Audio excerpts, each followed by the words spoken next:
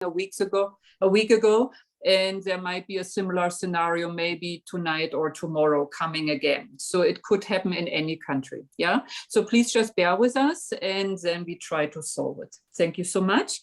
So Rinpoche will be translated, interpreted today by Geshema Kelsang Wangmo, and we are trying something new today, simultaneous translation.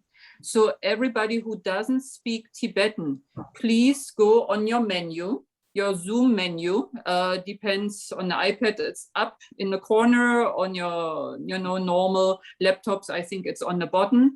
Click on there, and there is a menu, and there's an interpretation button. Please, if you want to hear the interpretation into English, please click on English as soon as Rinpoche will speak. And then Geshe-la will translate simultaneous. Yeah. When it comes to question and answer in 1.5 hours, maybe, then we all gonna go on the same channel again. Otherwise, it becomes too complicated. Yeah. So everybody, I see people nodding. Good. Excellent. So this will save Rinpoche's time. We thought, how can we make most use of Rinpoche's time, not wasting Rinpoche's time? So simultaneous is a good option. So we will try today. And yes, and we hope that will be also, yeah, very good for all of us. Please be aware, we put the text on the website. So if you needed the text, please go on our website. We can also put it in a resource folder if needed. Please be aware those tools are there. And if something comes up, then we can always put it in a resource folder. Yeah, so you got the link in your confirmation mail. Then for the question and answer, I will just, when it comes close to it, then I would ask you to please raise your virtual hand. Yeah, by now many people are used to Zoom, they know how to do things. So you will see in your menu, there's a little yellow hand, and you can just raise it. And then I can see also very nicely who was first, second. And then we will unmute you, and you can ask your question, please, directly to Rinpoche. If you have a very bad connection and you can't ask questions live, then please send me the questions directly. Yeah. So my name is Kümpen, and you can send questions to me. Yeah. But please only if you can't ask them live. Okay. But this will be during the question and answer session. So first we have the teaching. And yes, I think this is most of the housekeeping rules. So thank you so much for joining. And we are very, very happy to have this special event. And maybe we have some prayers first, the mandala offering.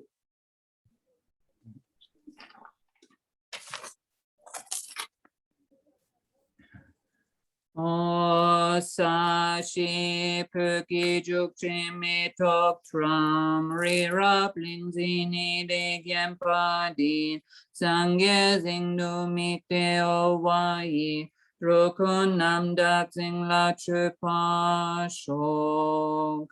O holy and perfect pure Lama, from the clouds of compassion that form in the skies of your Dharmakaya wisdom, please release a rain of vast and profound Dharma, precisely in accordance with the needs of those to be trained.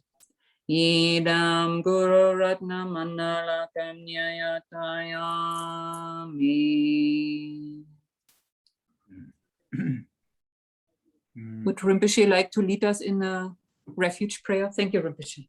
Okay.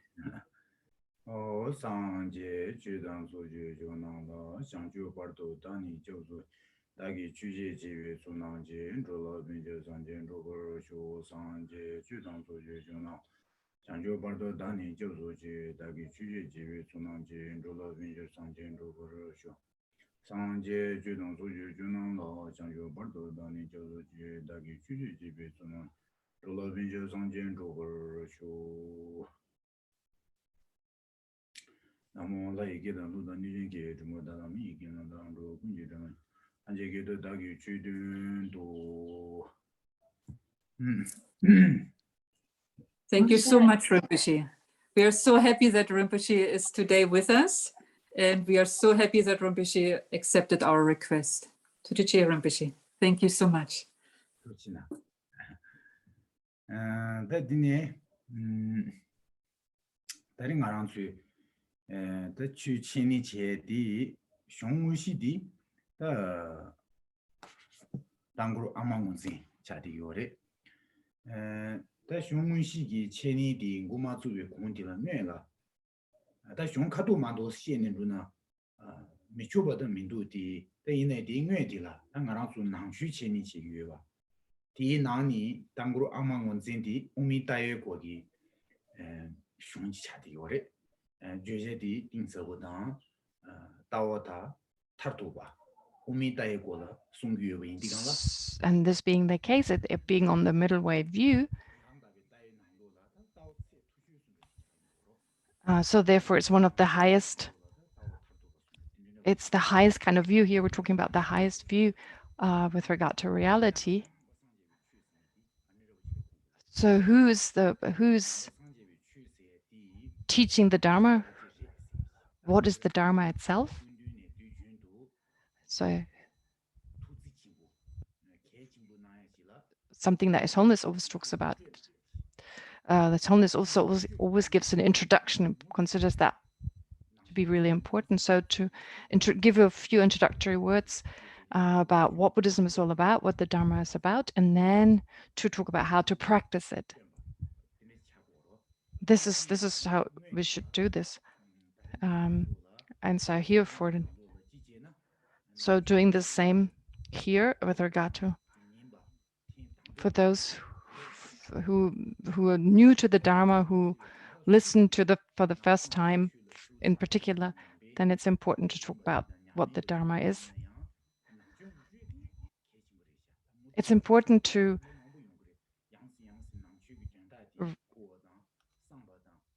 it's not loud enough. I can't hear Rinpoche. It's not loud enough.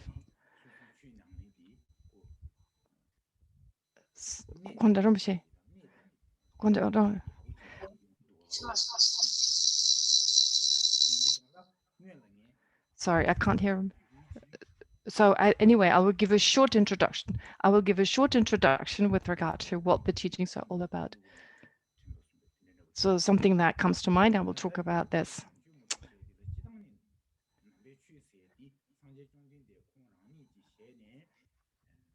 So what did the Buddha say himself?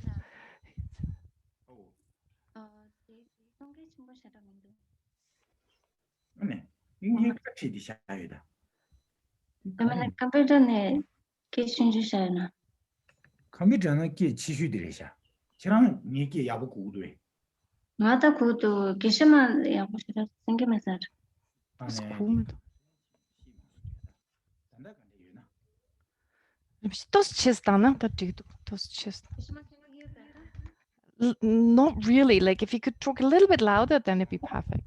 A little bit louder.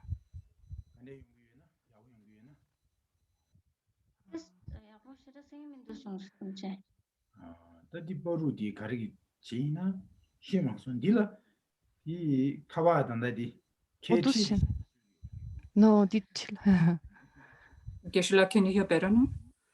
Yeah, the problem is I hear my own voice and then Rinpoche is not very loud. So this is the difficulty, hearing my own voice and hearing. So, but anyway, let's try again. Let's try again.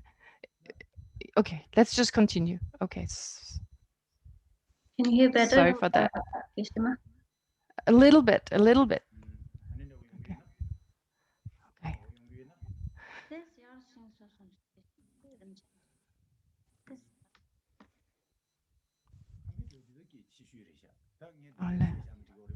No sé.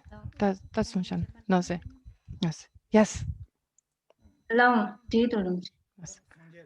So what did the Buddha say? The Buddha himself. He said you shouldn't do a single non-virtue. Do not only do perfect virtues and subdue your own mind. This is the teaching of the Buddha. And that being the case, therefore, so when we explain the meaning of these words, so we can talk about the three types of person from the point of view of the three types of person. We can talk about kind of different traditions. In different traditions, this has been explained. So, for instance, with regard to a person of smaller capacity, when it says do not engage in a single non-virtue, well, to refrain from the 10 non-virtues, for instance. So with regard to body, speech, and mind, so to refrain from any kind of non-virtue. So we talk about the 10 non-virtues, and of course also with regard to refuge, taking refuge, to practice refuge. So to summarize, basically, therefore, a person of smaller capacity is someone who avoids the 10 non-virtues, practices refuge, and so forth. And then with regard to the virtues, of course, also to engage in the 10 virtues and to subdue his or her own mind, again, from the point of view of a person of smaller spiritual capacity. And then with regard to a person of middling capacity, here again, to refrain not just from the non-virtues of body, speech, and mind, but also to, on top of that, to refrain from any type of afflictions, afflictive emotions. I mean, to understand what are the faults of cyclic existence, and understanding that it's the afflictive emotions that we need to remove, and applying the different antidotes to the afflictive emotions.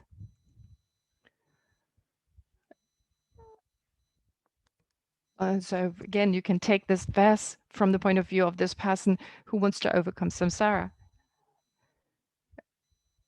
and apply the 3 higher trainings, the training of morality, of concentration, and wisdom, and in particular the union of calm abiding and special insight. Based on that, you apply the antidotes to the afflictive emotions in order to attain liberation.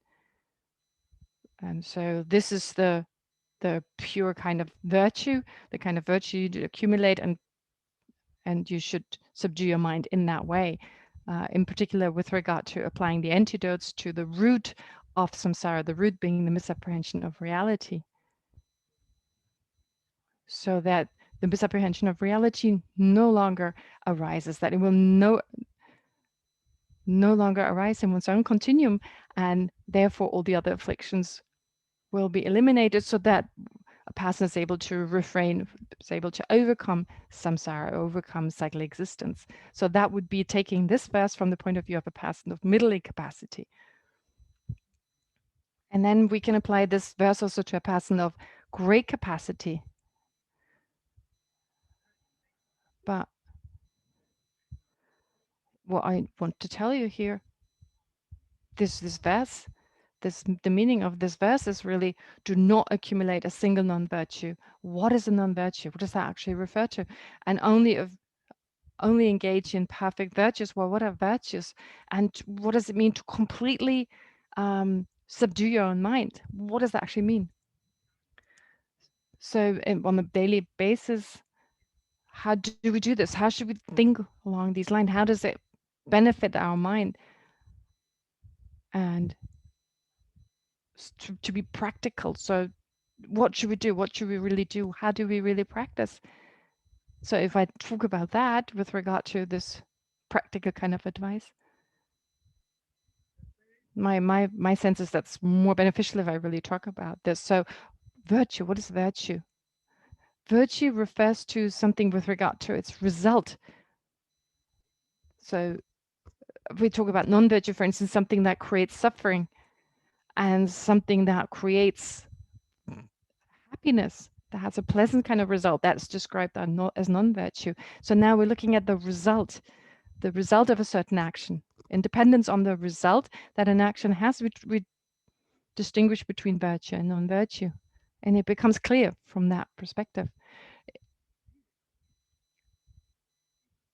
So it's impossible to have a pleasant experience based on the karmic cause of something, have a pleasant experience in dependence on non-virtue, and vice versa. Therefore, when we talk about virtue and non-virtue, that's from the point of view of the experience they give rise to. And that being the case, virtue and non-virtue, depending on those two, that we can that is just that's can be ascertained. It's decided. It's decisive in the sense that this is truly the case, that there's this correlation between the experience and the action. And so when we talk about the Dharma, when we talk about Buddhism, what exactly is this virtue? What exactly is that non-virtue? So for instance, we talk about coarse kind of non-virtues. For instance, physical and verbal actions which were induced by mental actions. So it's really the attitude that's not all right, having a kind of negative attitude. And that's described as non-virtue, having this harmful attitude. Now, with regard to our actions of body and speech, well, they're actions that are not appropriate because they arise from an inappropriate attitude. And they will lead to our own suffering, and they will lead to suffering of others. And that's why we say this action is not appropriate. It's something we should overcome. We need to abandon that kind of action. Why? Because it gives us suffering. That's the reason, because we suffer. It leads us, it results in the experience of suffering. And likewise with virtue. So just as non-virtuous or non-virtuous action, it's really like it's a condition. A non-virtuous action with regard to this life, for instance, negative actions of this life will lead to negative results also in a future life. So this we need to understand. We need to think about this. And this understanding we should generate. That's the first step. That's just the first step, just understanding with regard to the result. So any kind of non-virtuous action of body, speech, and mind, it leads to suffering. So for instance, physical and verbal actions, we cause suffering in another person's mind. So we can see that, for instance, if we verbally abuse another person, insult someone. So with regard to the non-virtues, we talk about lying, harsh speech, divisive speech, and useless speech. So in general, that harms others. That's just coarse. That's from a coarse point of view. So these four, it's not that there are only those four non-virtues, verbal non-virtues. There are many other non-virtues of the speech, but they're kind of the main ones. They're the main kind of non-virtues with regard to the speech. They're the ones that are more common. So these are the four verbal actions that are, so the kind of the verbal verb, the main verbal action. So of those, it's also insult, so harsh speech that really harms others.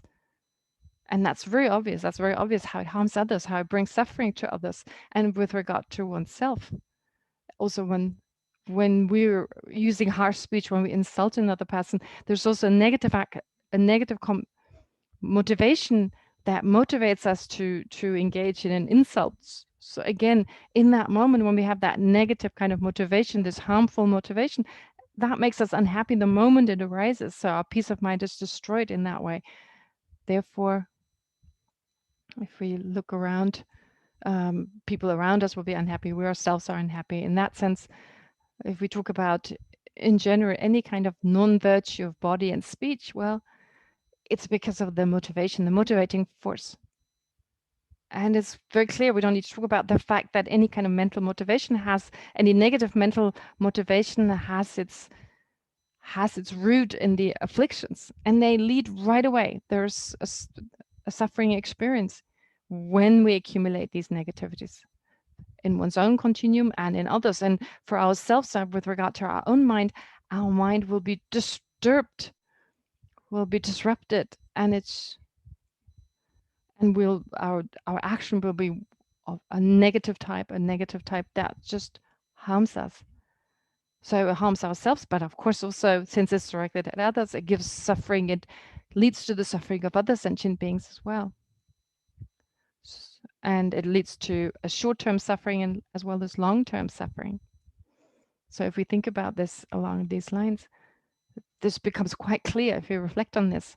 And that being the case, so from the point of view of just this life, just from the point of view of what we can perceive in this life, it's pretty obvious. But then even from the point of view of a future life, so negative verbal actions, negative physical actions, all those. So so if we don't reduce them, they will be enhanced. We will get used to it. And so if we don't do anything about it, then with regard to a negative virtue, negative motivation, that leads to verbal and physical actions that harm us. So this will also lead to certain results in the future. And how does this come about? So if we accumulate non-virtue in this life, how does this actually lead to non-virtue in the future? This means we have to even think deeper. It's a deep level actually to think about how non-virtues not just lead to suffering in this life, but also to suffering in a future life. So when we talk about virtue and non-virtue, those two, we talk about really from the point of view of the result. It's dependent on virtue and non-virtue. They lead to pleasant and unpleasant experiences. So there's no other way. There's no other way. So talking about pleasant and unpleasant feelings, they are related to our own mind. So it's got nothing to do with external phenomena in that sense. It's not like there's a pleasant feeling experienced by the outside. It's experienced by our mind. Therefore, with regard to the mind, our own mind, with regard to our own consciousness, if there's a negative kind of cause, it leads to a negative result. In other words, if there's a harmful cause, there's a harmful result.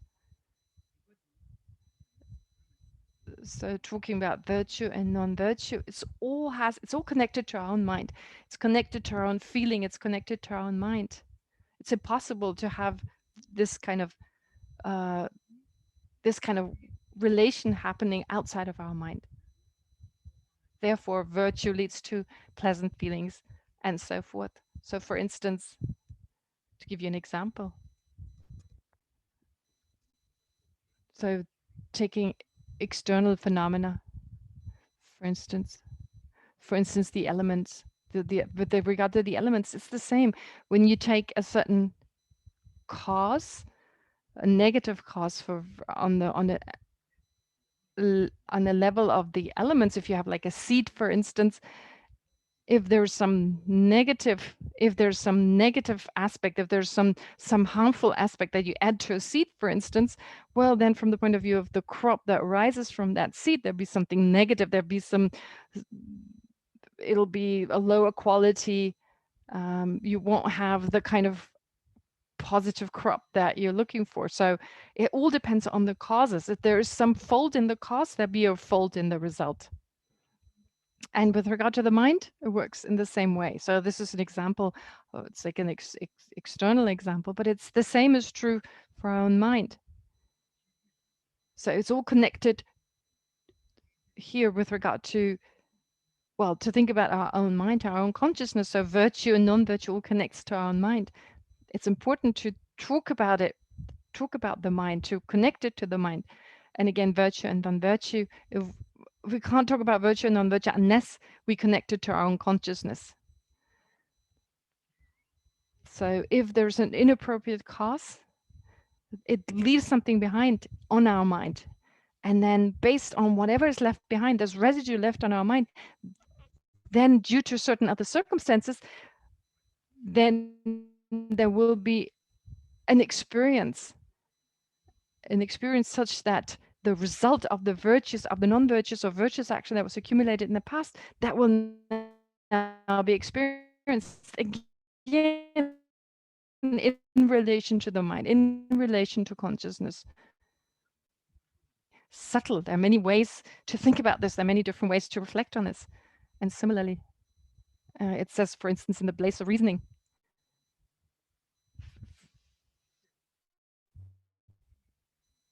for instance, a small boy, so with regard to, so the whatever they do when they're young, so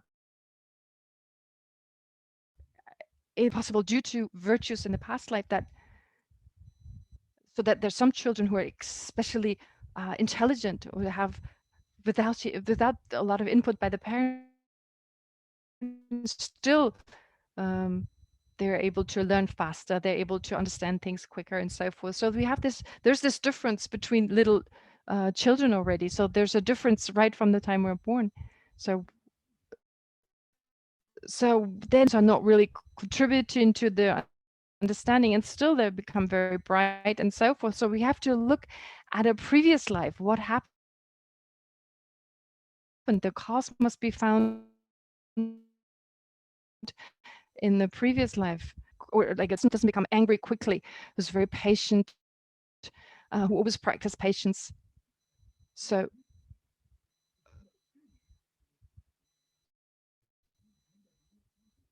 therefore, like being patient and so forth, this is something, this can only be trained. This is something trained by them. So in order to reduce our anger, it's important to increase the decrease our anger. So to practice patience, it's a step-by-step kind of process. If we practice patience, so therefore it's like something that we practice with body, speech, and mind. We practice patience, for instance. So from the point of view of this life, just in this lifetime, the certain habits that we develop, and they become causes that result in something positive in the future. So this is like going to school. We learn things in school in the same way.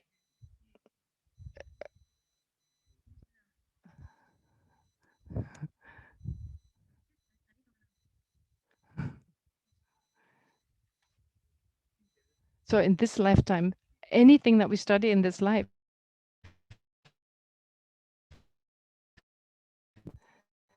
so a little,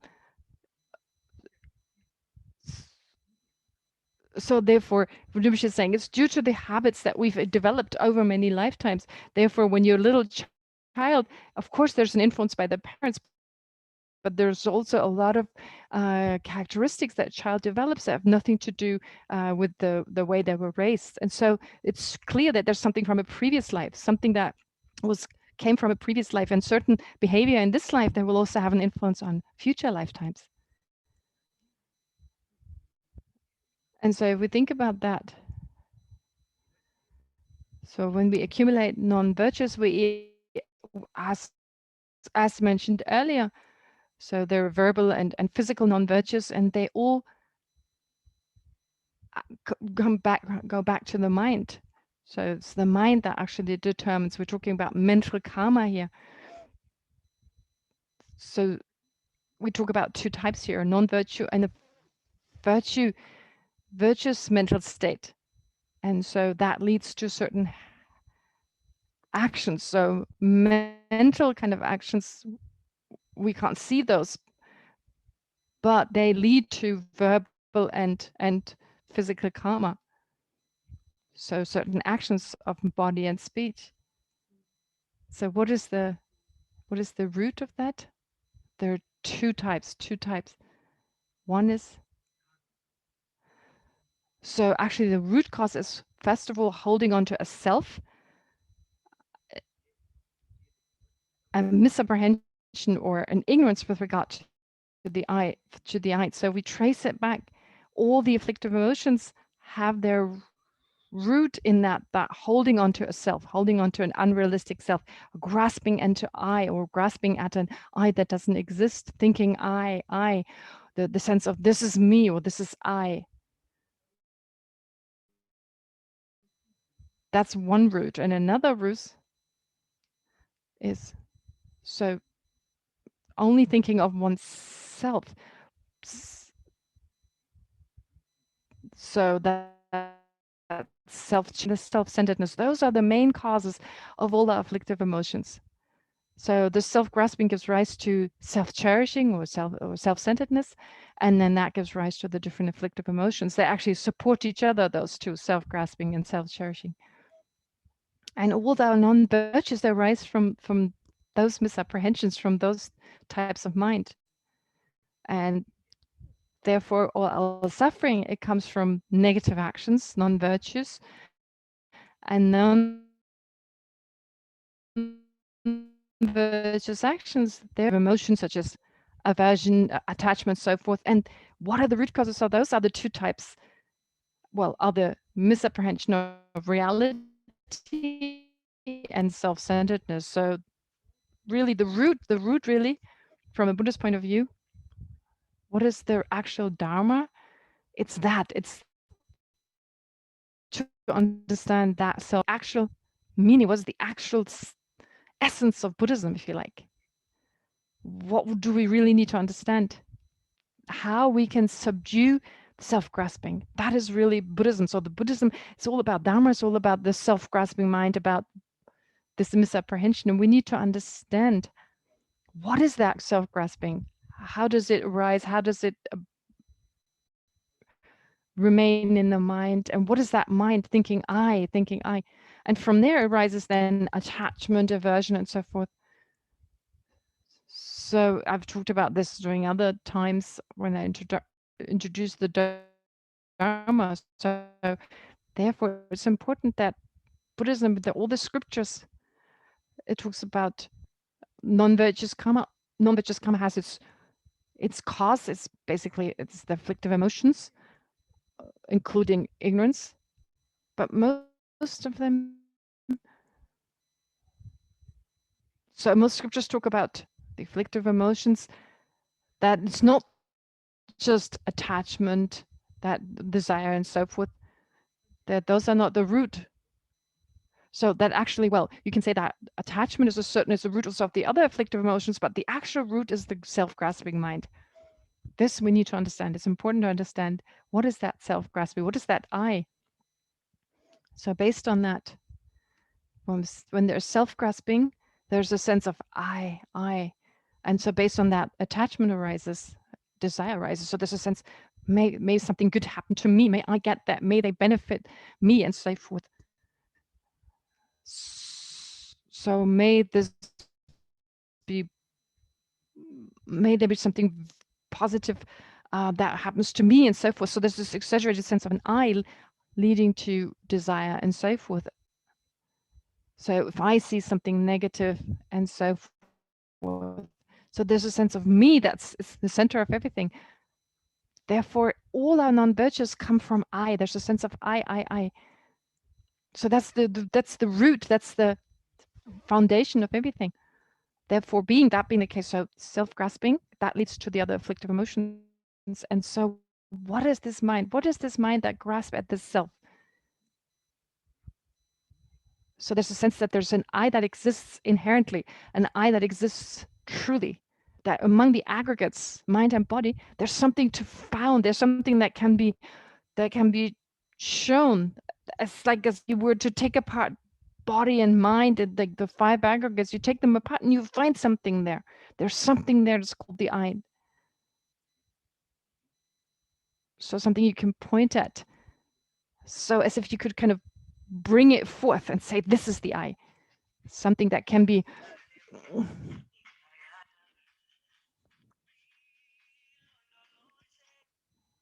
Sorry. No.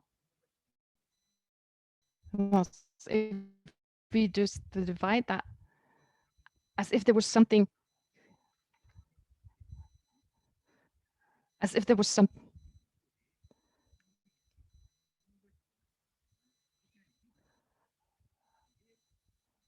As if there was something you can actually take out. So this I, this kind of solid I, something that you can point at.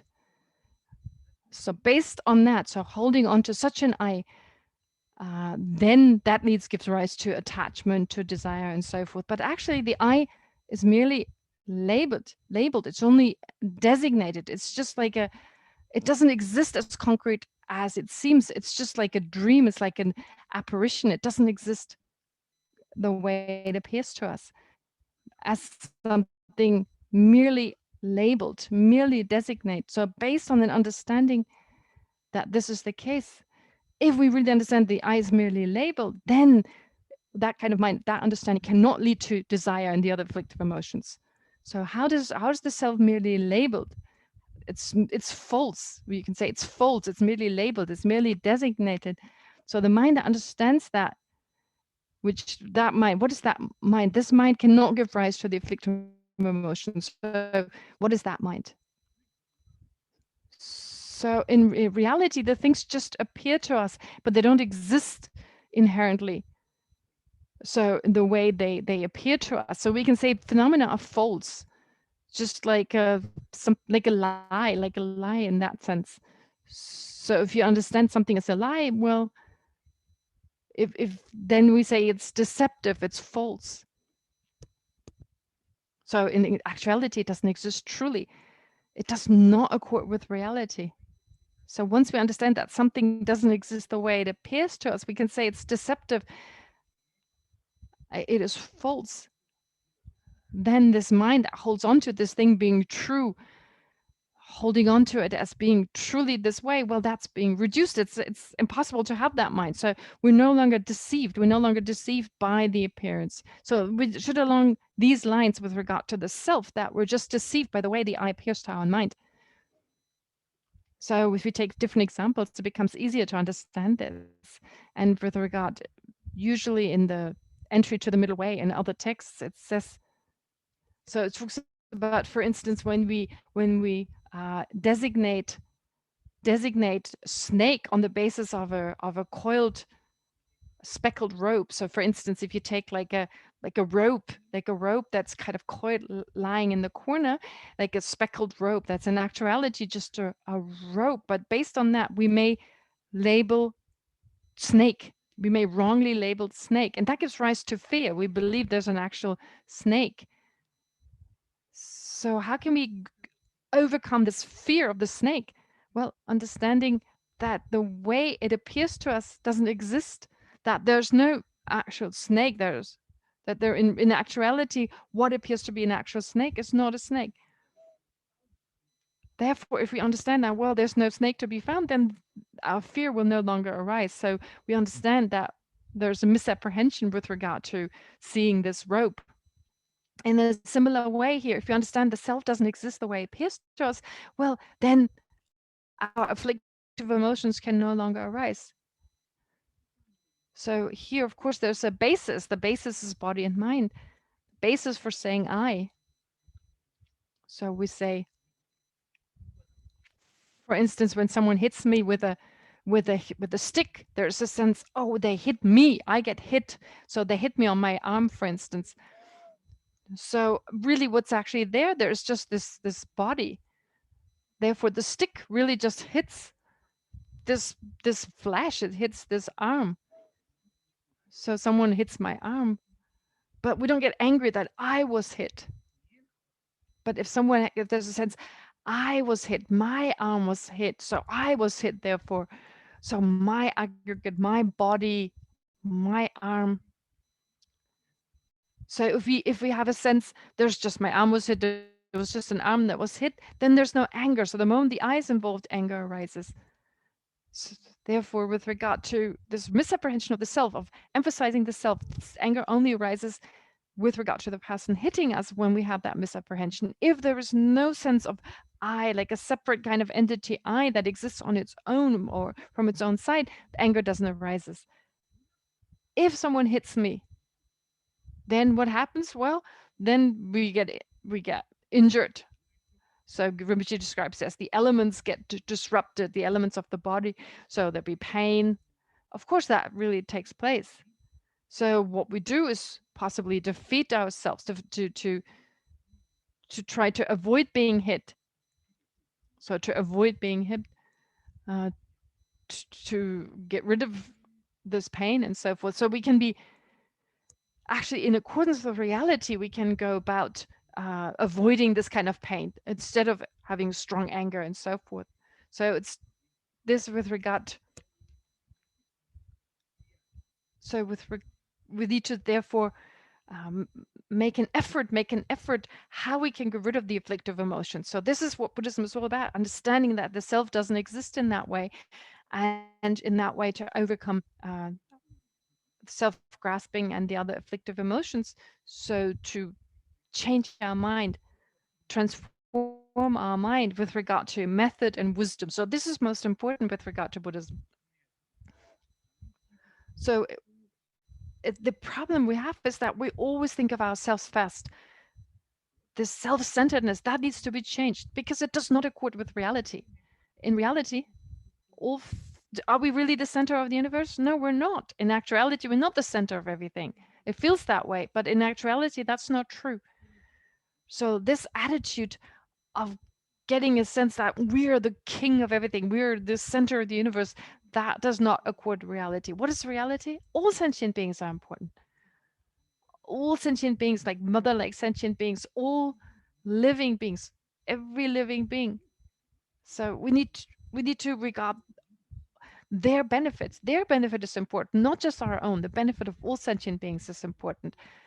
Therefore, we need that which is in reality is most important, that we should focus on. So if something like the self, that's not most important. Therefore, it's like thinking ourselves to be most important. That's our main mistakes. From a Buddhist point of view, we're not the center of everything. It's not everything just for me, since that is not in accordance with the reality. That actually helps us to understand that. So we need to apply the opposite here. We need to understand the opposite of what's really happening, because getting a sense that there's only I and we're the center of the universe, it just leads to suffering. So all our problems come from that misapprehension. So we're not in actuality the center of the universe. All sentient beings are the center of the universe. We should work for the benefit of all sentient beings in this universe. So if we really do that, then happiness will come. All happiness will actually be possible. So we don't even have to get that happiness. If we have this attitude, happiness will arise naturally. If we have good heart, we try to benefit others. Our motivation is that to benefit others. So out of this motivation, whatever we do, whatever action we engage in, then all people around us will feel close to us. They will be attracted to us. So we will have good relations. We will be in harmony with others. If we just feel I have a sense of just me, that attitude, then with this attitude, then also other people will avoid us. So if we actually have this self-cherishing, even if we're nicely outside, well, those won't match. Our inner attitude and our behavior won't match, and it's not an honest type of behavior, and therefore it's important to reduce that self-cherishing. So when we talk about the misapprehension of reality, that ignorance, so what is the antidote to that? So it's the practice of the Dharma. So the method really is found in the Dharma to overcoming this. So this negative kind of mind. So really, we talk about the Dharma, we talk about the Mahayana Dharma with regard to overcoming this basic misapprehension. So this should be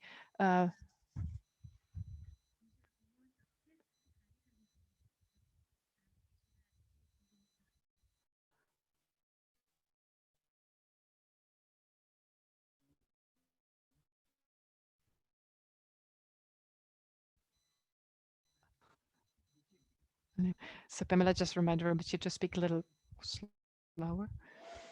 So this is the essence, therefore, of the Dharma. So what I said before, so all our suffering comes from negative karmic actions, so from harmful actions of body and speech. And this arises from a negative mental attitude, so for instance, anger, aversion, envy, and so forth.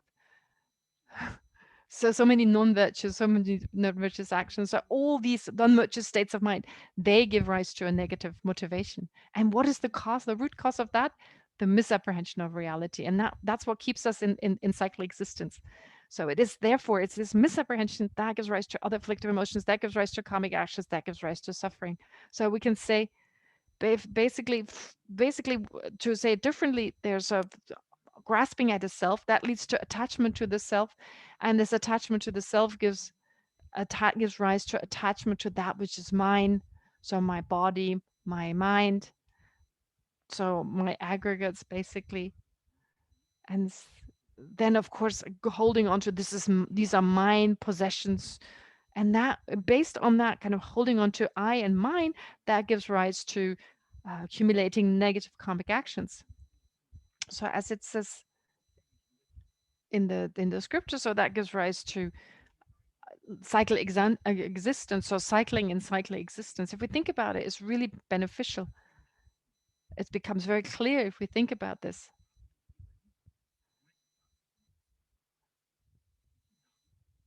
So whatever, if I hold on to an I, so this, if there is this ignorance of an I, if there's this holding on to an I, then from there, from that misapprehension, then there's attachment to the self. And so it gives rise to attachment, it gives rise to attachment to the I, gives rise to attachment to which is mine. And from there, therefore, so there's attachment, therefore, to I, and then there's attachment to which is mine. And because we have attachment to I and that which is mine, I have attachment towards pleasant feelings or to pleasant experiences. So because there's attachment to the I and which I and mine, there's attachment towards pleasant experiences. And from there, all the negative aspects of samsara arise. Therefore, this attachment, this misapprehension of the I, then attachment to the I, attachment to that which is mine, and attachment to happiness, then there's attachment to cyclic existence, and with regard to those objects that give me happiness, I see them as positive. Those objects that don't give me happiness, I see them as negative, and in that way, so I gives rise to holding on to my own body, my own mind, that which benefits my own body, benefits my mind. And so we see ourselves as only positive, the body and the mind as just positive, and certain other things outside ourselves is just positive, and we hold on to them. We hold on to them and we try to avoid kind of negative aspects. And based on all this, so based on that kind of attitude, all these certain actions arise, and that are responsible for us to remain in samsara. So all the faults of samsara arise. So this is based on this quote Rinpoche just gave. So in that way, we're reborn in cyclic existence based on that attachment to I, attachment to self, attachment to happiness, and so forth. So if we think about these words, if we think about this in a very relaxed fashion, and think of the reasonings, the logical reasonings, that will definitely be very beneficial. So now with regard to the text, here the text that Rinpoche will teach is recognizing the mother.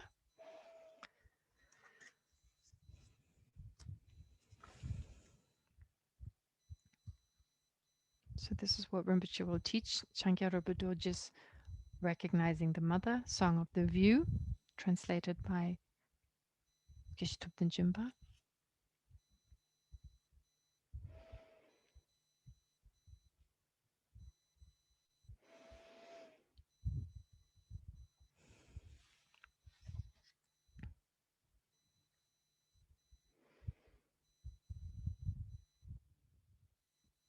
Do you all have the text? Rinpoche says you probably all have the texts.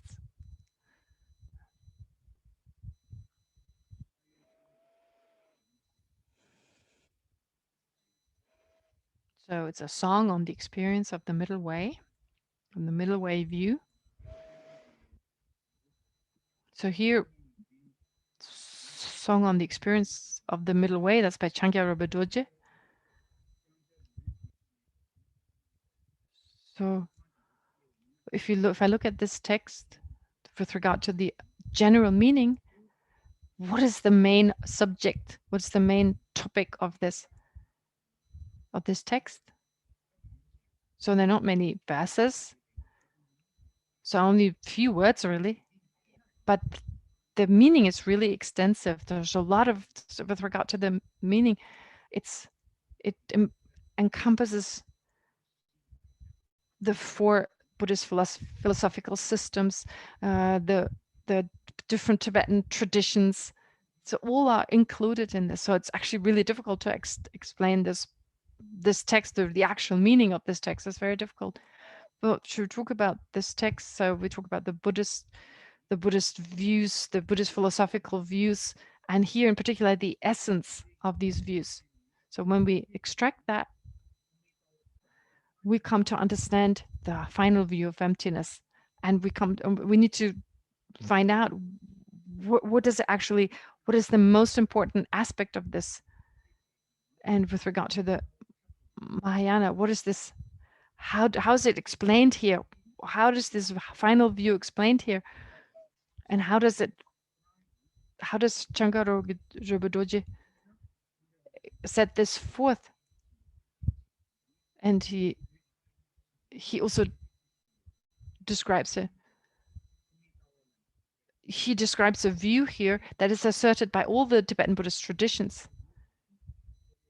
And so in order to really express that, the person who does that needs to describe this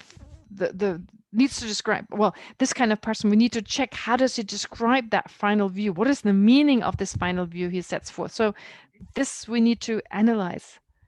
So what is that final view? What is that view of emptiness that is set forth by the different Buddhist traditions, Tibetan Buddhist traditions? So Changkya Rölpai Dorjé, he's taken that which is understood, which is realized, and set it forth. And based on that, we need to check how is it set forth, also with regard of the different traditions. So talking about the middle way view, the final view, we can say the final view, it's the same as saying the middle way view anyway. So this final nature of reality, what is that? This we need to analyze. So actual essence, if we don't really understand that, then we have a trouble with this text. So it's important to really understand this, the essence. This is important to understand. What is the actual view of the emptiness of the middle way? And then with regard to the four philosophical schools, what is the difference between them? What is it? And not just from the point of view of the Tibetan tradition, but in general, what are the different philosophical views? Where are they similar? Where are they different?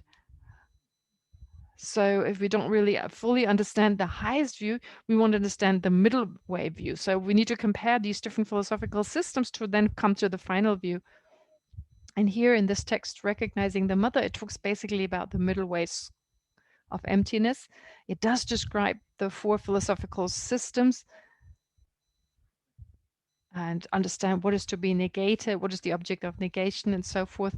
And of course, also with regard to the Tibetan Buddhist tradition, what is the Tibetan Buddhist tradition in particular? How is the middle way set forth here? So all this will be seen as a basis of analysis, so that we analyze this, reflect on that. And also Changkya Rölpai Dorjé also talks about how did he himself come to find the final view. That's what he also describes. So really, that's the essence of this text.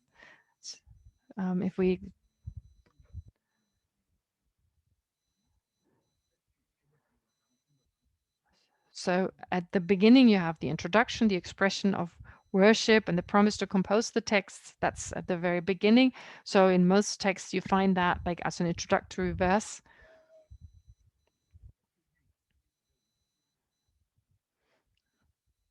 So the words will come a little further down. So this is first we have, anyway, so we have the expression of worship and the promise to compose the text.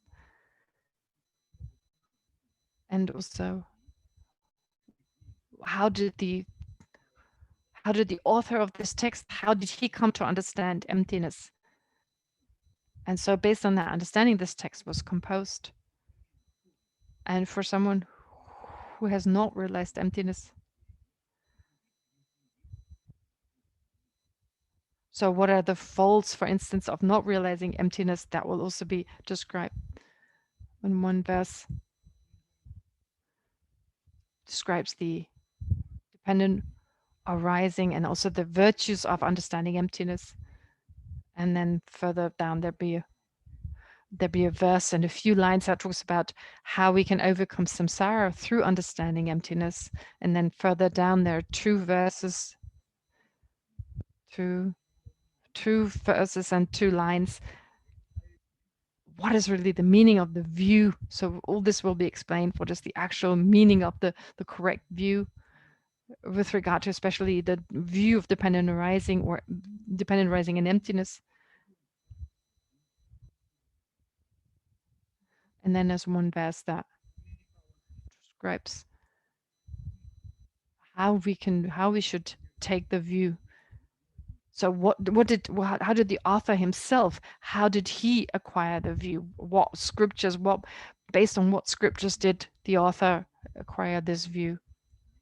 And then there are a few verses, 1, 2, 3 verses that deal with. So what happens if you misapprehend the right view? So for instance, in the Gelugpa tradition, so if you just follow the words, for instance, what is the fault of that? Not really getting at the meaning, but just holding on to the words, just holding on to the view. Or if you just hold on to the words, you're not able to overcome your misapprehension. So it's not possible to, if you have no understanding really of the meaning of what emptiness is all about, you won't be able to apply the antidote to your own misapprehension. Therefore, it's important to understand the meaning of emptiness. There's a fault of just holding on to the words. And this is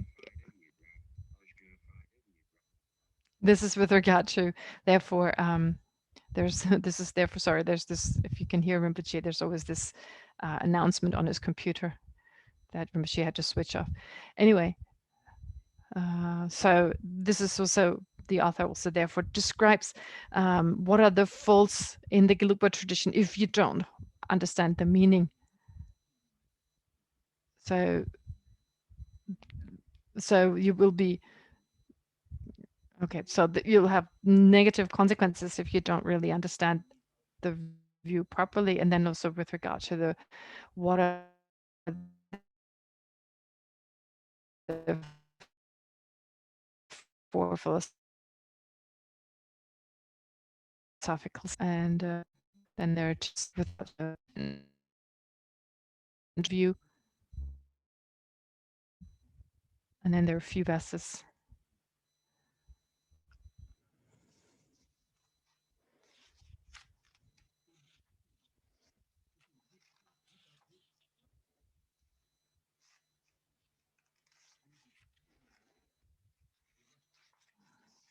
So Rinpoche just reads.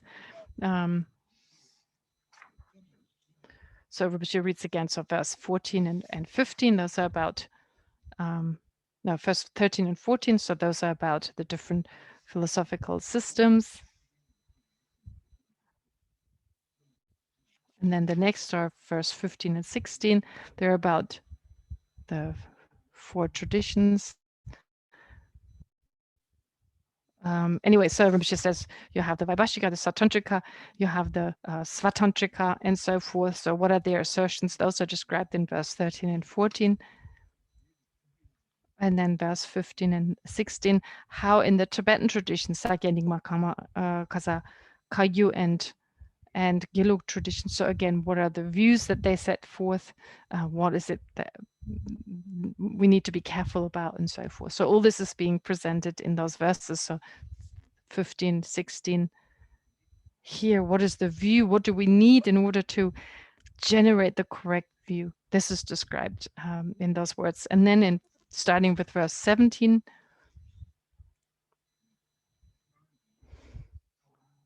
how did the author find the correct view? How did he have to think? What was his attitude? Where were the causes and conditions based on which he found the correct view, or an understanding, how you found a correct understanding of the view? All this is described in the following verses. So we're just basically just briefly going through the text. Therefore, with regard to Changkya Rölpai Dorjé, the author, what did you need to do? What you need to do to gain understanding of emptiness? How did you strengthen that, and so forth? And then towards the end, so there's one verse and 3 lines. So when analyzing with regard to the person who's looking, who's the seeker of this view, so what you need to do, what's with regard to how do you find the actual view, how do you find through, how should I think of the, how should I see the things that appear to us, and how do they actually appear, how do they actually exist?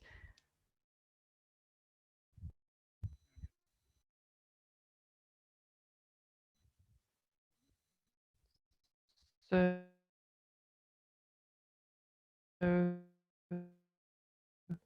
therefore,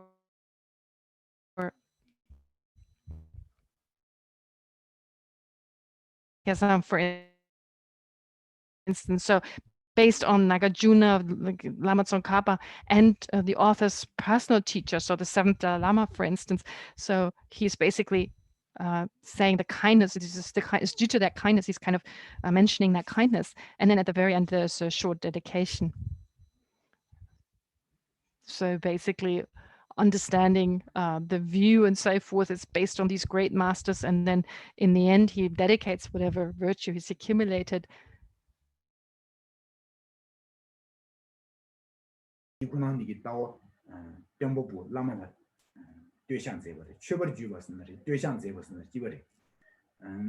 Lines of the first verse, he praises his teacher, and then, well, praising his teacher, his guru, based on what? On teaching the profound dependent arising nature. So really mentioning therefore that his own Lama, that his own teacher, that the author's teacher has talked about dependent arising, has taught that. And so therefore, having taught this view of dependent arising, he's extremely kind, and he praises him. He praises him for having taught this. So this is what it says in verse 1. Basically, you can say that every text actually has this verse of worship or homage that's paid at the beginning. Some are implicit, in some verses it's implicit, but here it's explicit. So with regard to all Buddhist texts, really, any kind of treatise, or maybe so 99% of these texts have this at the beginning, have like an homage or a worship. There are these words of worship, and the reason for that is that one pays homage to one's Lama, to one's teacher, and so forth. The reason for having these words at the very beginning, for instance, Gyawa Chambat said, for instance, so in his commentary, he's talked about this, why this is important. So why should we praise our teacher, our Lama, or our spiritual master? What is the reason for that?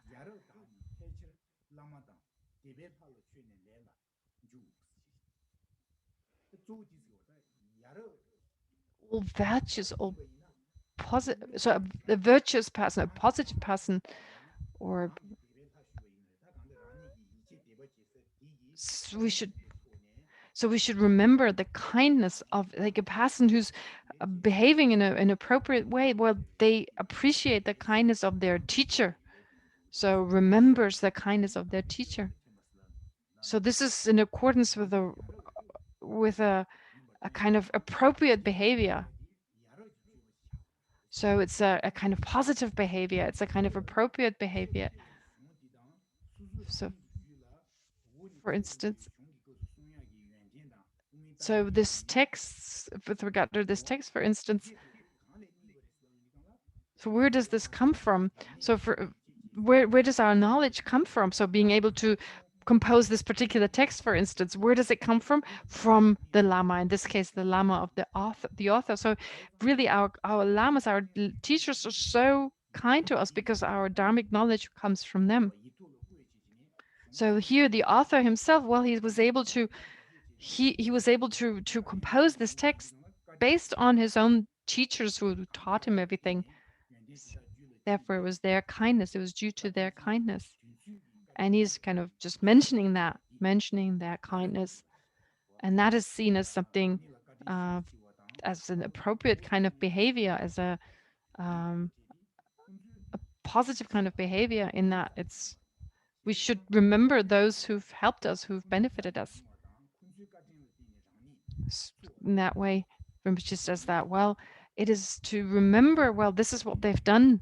That's what they've done. These are the qualities that I got just from them. So it's always important to show this gratitude at the beginning of a text.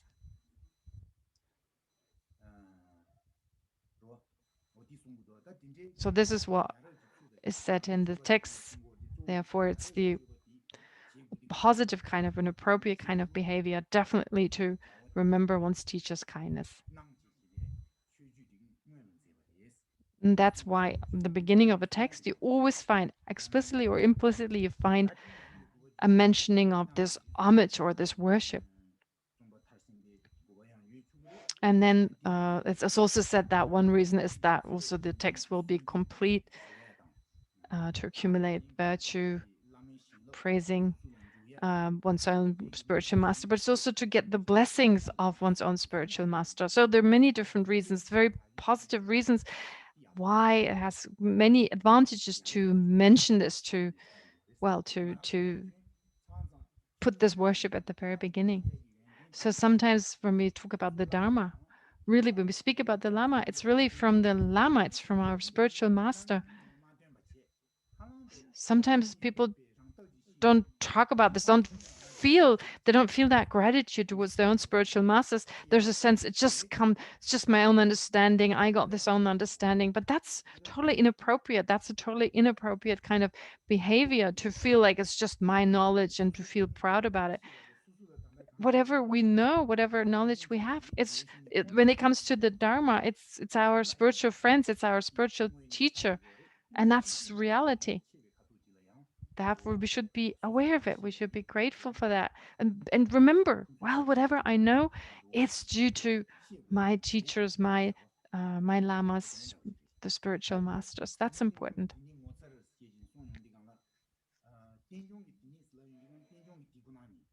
So here, this is the text.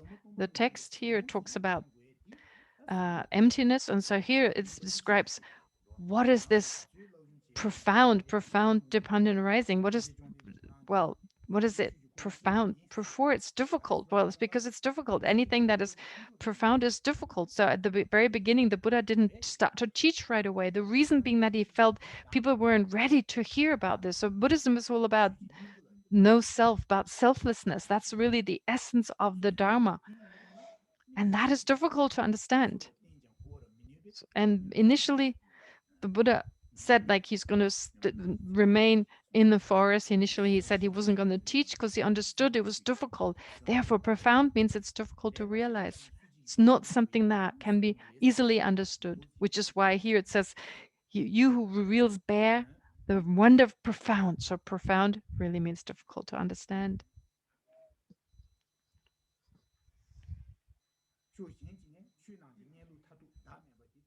So really, here we talk about the final nature of all phenomena when we say selflessness. So from that point of view, it being the final nature, so it's also profound in that sense. It's the actual nature of phenomena. So here, his guru didn't just talk about, the spiritual master of the author didn't just talk about emptiness, but also about dependent arising. So dependent arising and emptiness. Not just empty, like non-existent, but dependent arising. So emptiness in connection with dependent arising. So that is really a wonder. It's wonderful. It's a wonder, if you like.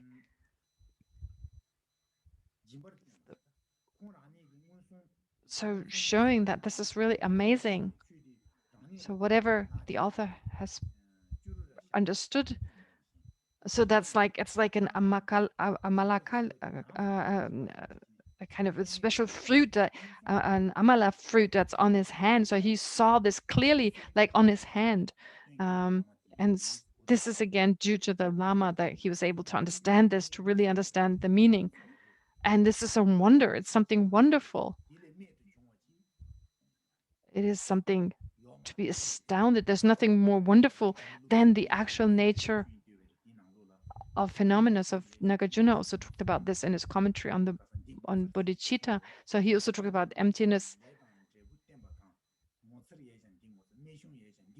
that this is wonderful, that this is amazing. Emptiness is amazing.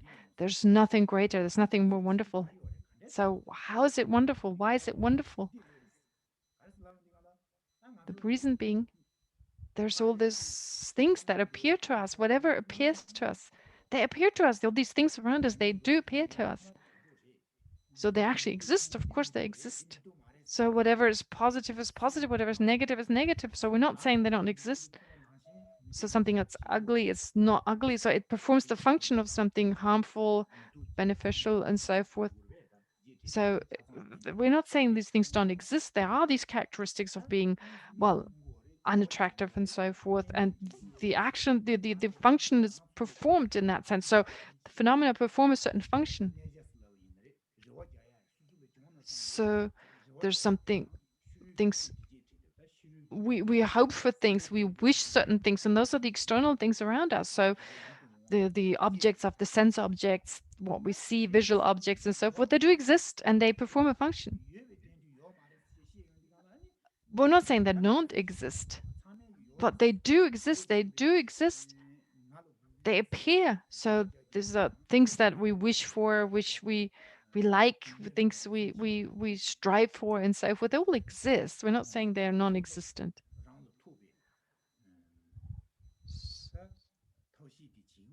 And we make an effort to get these objects, to possess these objects and so forth.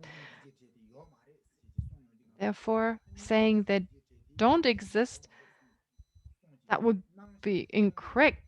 We're not saying that they don't exist. We say they're empty. So what's really amazing, therefore, is that because although they appear, they're empty. So this is wonderful. So things, although they appear, they're empty. And although they're empty, they appear. So this understanding we need to gain here. So they don't exist the way they appear to us. Phenomena don't exist to us the way they appear, but that doesn't mean they're non-existent. They just lack a certain kind of existence, so they're empty. Therefore, the different objects of reality.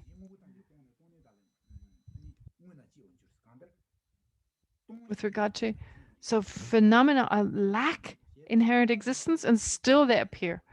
And that is really wonderful, that despite their actual nature of reality, things can still appear.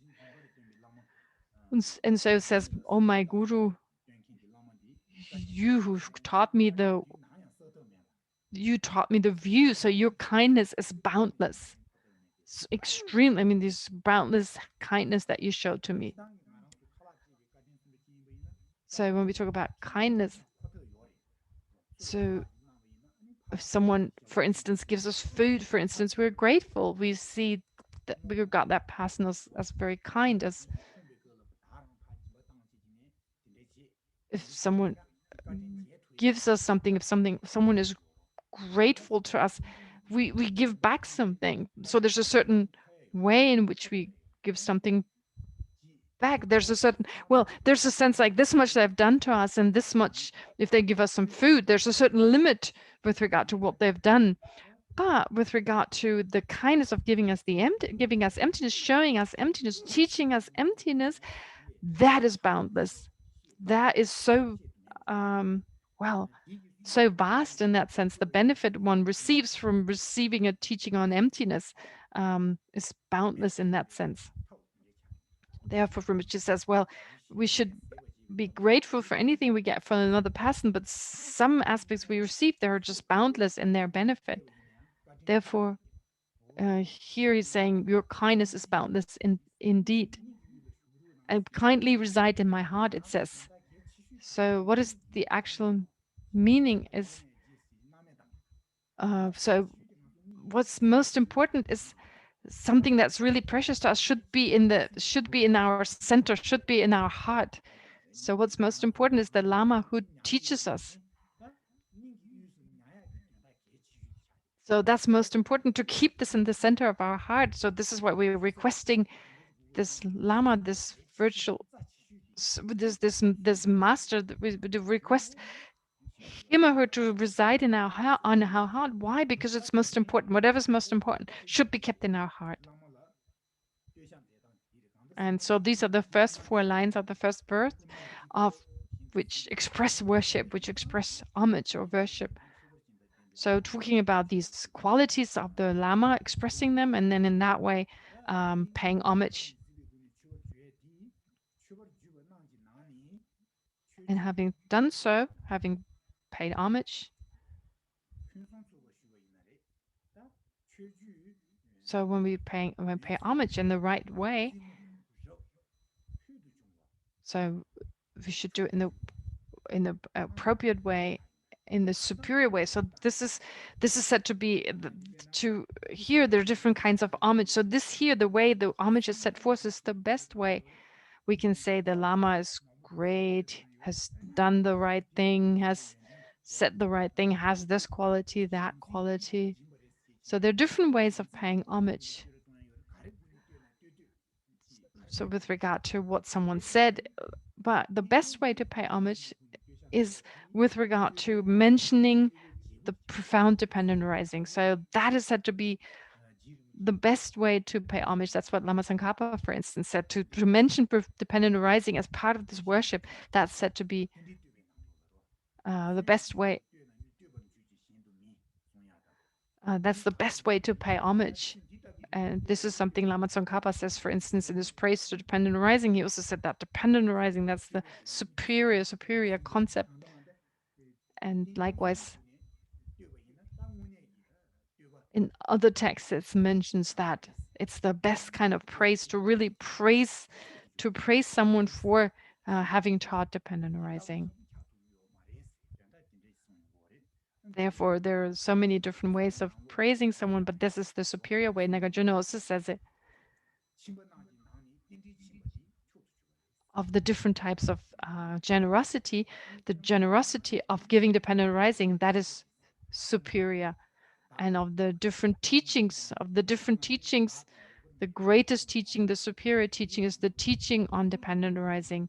Even with regard to teaching emptiness, selflessness, and also of the great teachers, the greatest teacher is the greatest teaching, the king of teachings is the teaching on dependent arising. The greatest teacher is the teacher who teaches dependent arising, and so forth. So that's considered to be really important, teaching this particular concept. So it's mentioned in praise to. So Rinpoche mentions again Lama Tsongkhapa's praise to dependent arising. And dependent arising, we say with regard to setting forth dependent arising, the main text is the root virtue, is the Mula Madhyamika Karika. That is the main text on setting forth dependent arising. And so there are other texts, of course, that Nagarjuna has composed. And again, those texts, of all the different teachings Nagarjuna has given, the main teaching is dependent arising. So having given this First, there's this expression of worship, therefore, in the first verse, and then the last line is the promise to compose the text.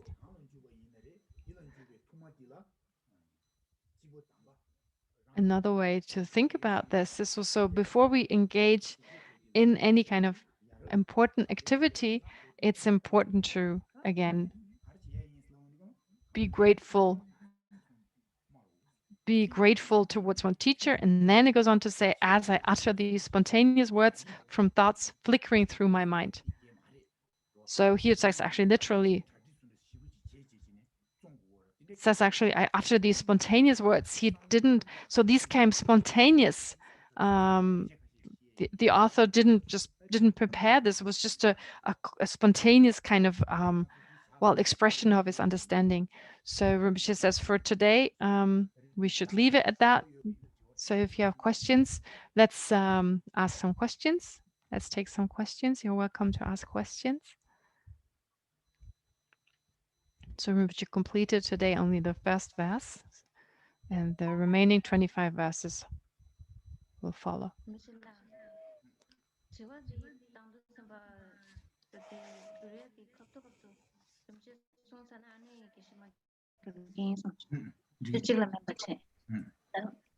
So the translation will now be alternate. You'll have the chance to ask your questions and I'll translate, so it won't be simultaneous. Please ask your questions. You can either send them to Kumben or raise your hand, your virtual hand. Yes, Geshe-la, you are on the main channel. So is everybody else, I think. Yes. Okay. If anybody has a question, please raise your yellow virtual hand. You find it in the menu. Please go on your Zoom menu and you can raise your virtual hand because I can't see you all on my screen.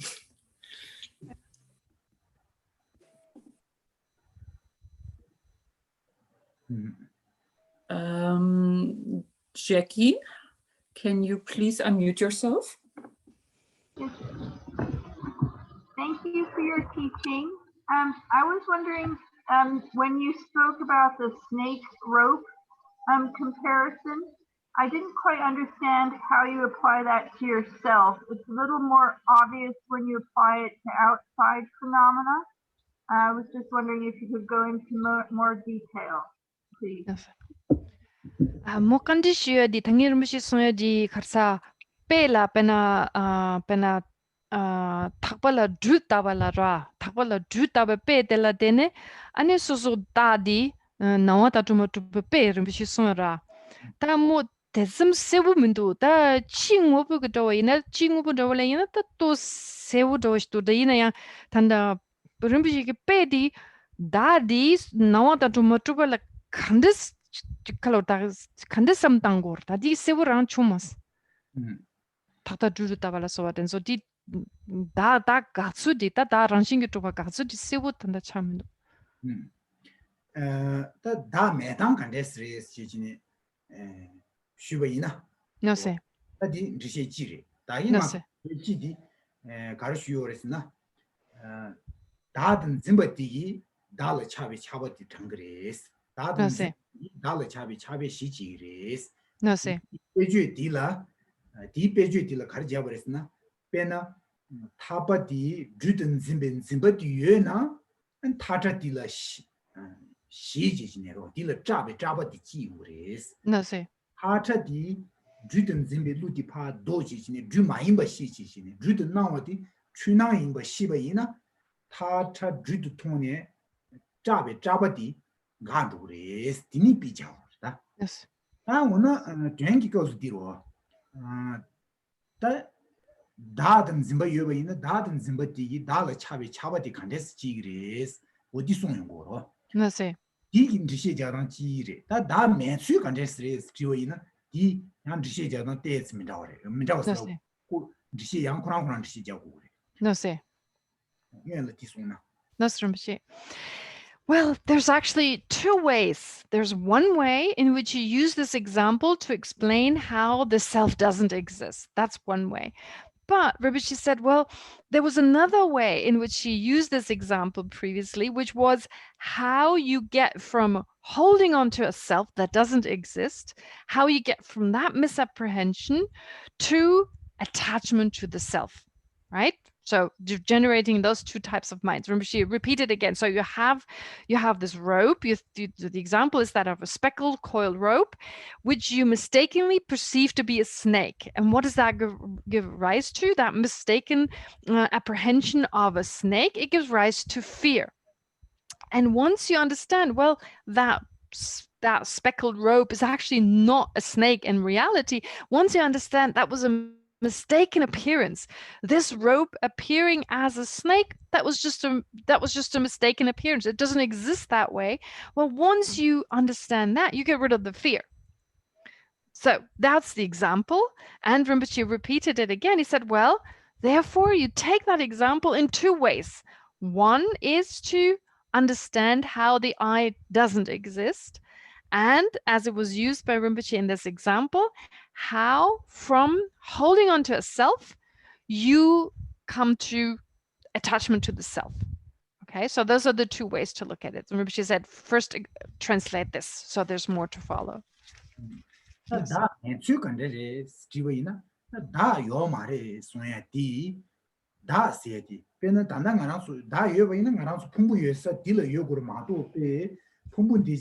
Yes.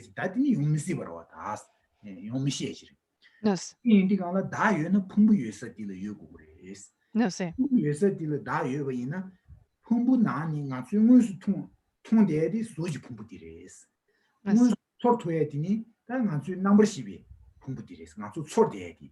Yes.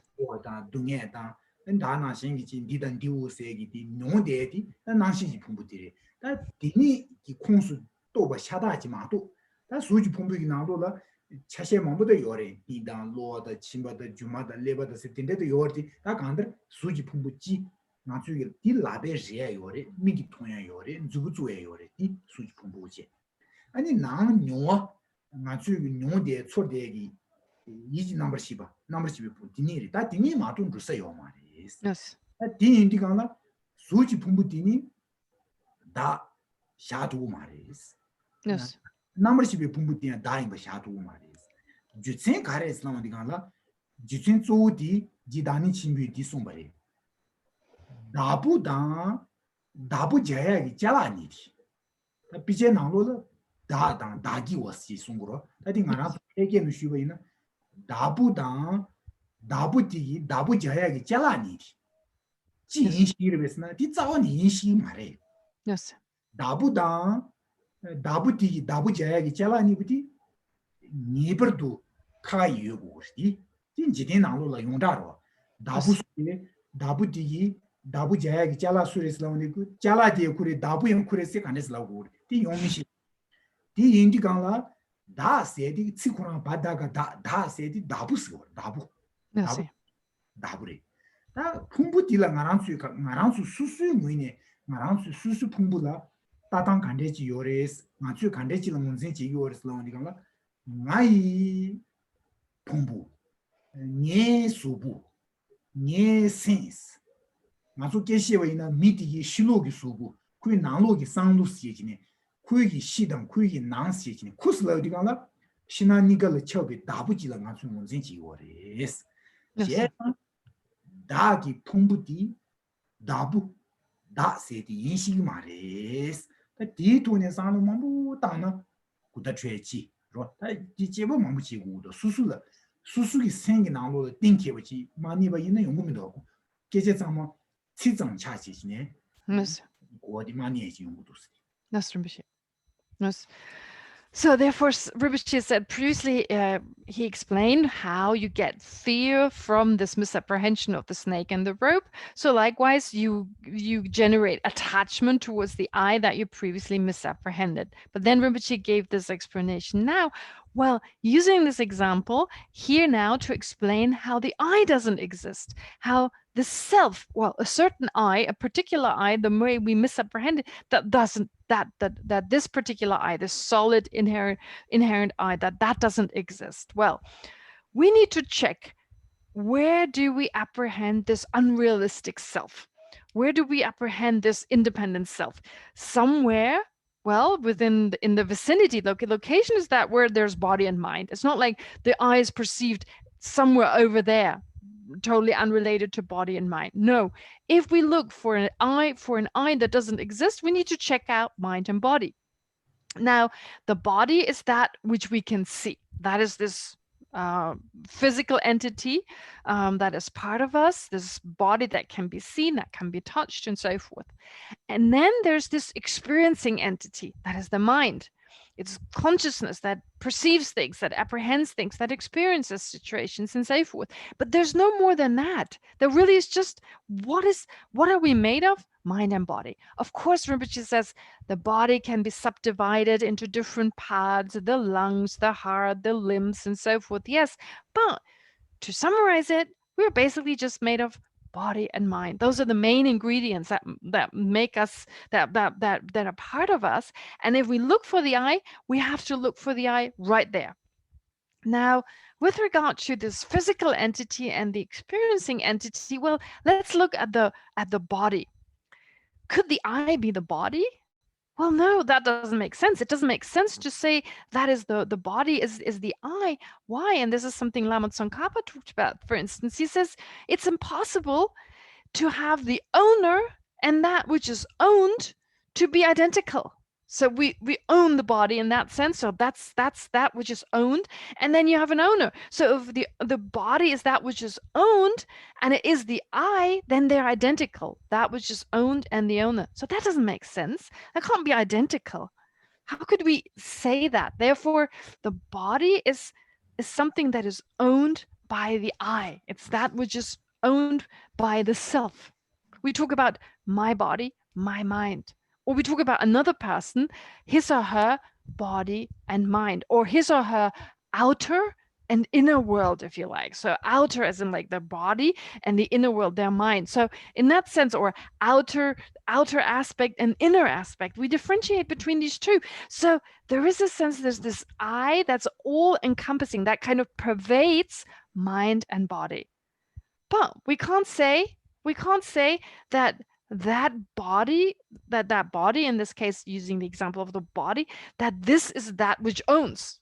They must be different. Now, we need to really think about this. Rinpoche says it's important to not just take the words and feel we've understood the words. We need to also see what's behind it. What's the actual meaning of that?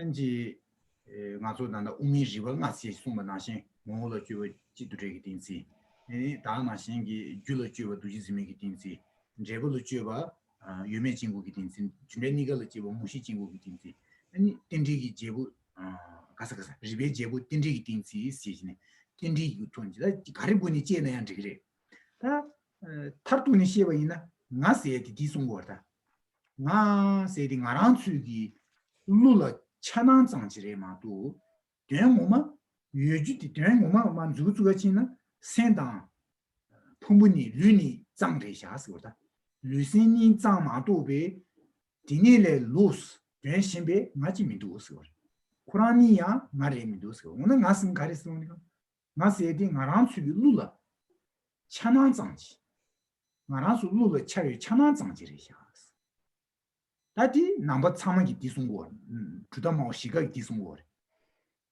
다음은 나스니디 차나장레디 센다 폼부니부디 모여네 줄을 요래 덴바오 요래 세디 다 시라마오던 두디바당 센장바당 우마랑주바 미제기 하나 집어다고 디송고 디송고 다 텐지 원래디 간라 나스에디 차나 루르 차나장 임보마세 나 강라 때네 다비 다시 sendan lu ni bu dian na ju lu le chana zang re da ti be shi bu ji ding ze wu cha yin go re lu dian lu le chana zang re lu du du nga zong du tu de go re du shu na shu ye yo ba ji du si ji ba yin na ji du yo ba ji cha yu yo re ti dan dong u ma tian ju ye ka sang go se na nga zang ma se lu dian lu le chana zang re sen dian lu le chana zang re cha ma lu le na zang lu yi chana zang re ma du yu ji ding du min du 나디 시부지 서부 차이도 어디리다.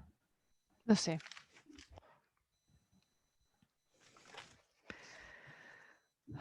So there are different reasonings, of course. There are different other reasonings that you can apply here to establish that the I doesn't exist the way it appears. So you have, for instance, the reasoning that establishes that the I is neither inherently one nor inherently many. There's the diamond splitter reasoning that establishes that the I is not does not arise from itself, and so forth. Then you have the reasoning that refutes that the I exists at the time of its cause and is inherently existent at the time of its cause, or inherently non-existence at the time of its cause. Or there is the reasoning that establishes that it's impossible for the I to arise from being a single result that arises from many causes, or being a single cause that gives rise to only one result, and so forth. So the four possibilities of production, that is refuted or established that this is impossible with the fourth type of reasoning. And then the last type of reasoning is the reasoning of dependent arising, again refuting the possibility of the I existing independently. So there are all these different reasonings that establish that the I doesn't exist the way it appears. So how does it exist? How does the I actually exist? It merely appears. It merely appears. So it's just an appearance. What is really there when we look for the I? Well, there's just mind and body. There's just mind and body. There's nothing else. There's no separate entity we can call the I. Therefore, the I is merely an appearance. So what's really there? Mind and body. If we look for the I, we don't find anything but. So it's just an appearance. Just an appearance. There's just an appearance of the I. And that's actually what all Buddhist philosophers except the Vaibhashika, the Sautrantika, the Chittamatra, and the Madhyamika, they all accept that. But then if you look at, well, we said the I is merely appearing. So what about mind and body? Now, here the Vaibhashika, the Sautrantika, and the Chittamatra, and even the Svatantrika Madhyamika, the lower philosophical schools, they're quite similar with regard to assertion when it comes to the basis here, which are mind and body. It's only the highest philosophical, the Buddhist philosophical the school, which is called the Prasangika Madhyamika, they say, they're the only ones who say not just the I is merely appearing, also mind and body are just appearing. They're the same, they're just appearing. So this body then that you can touch, nonetheless, that something is that seems very solid, you can touch it, but nonetheless, the I, the body, the mind, mere appearances. This is why this final, though, the highest school is so profound.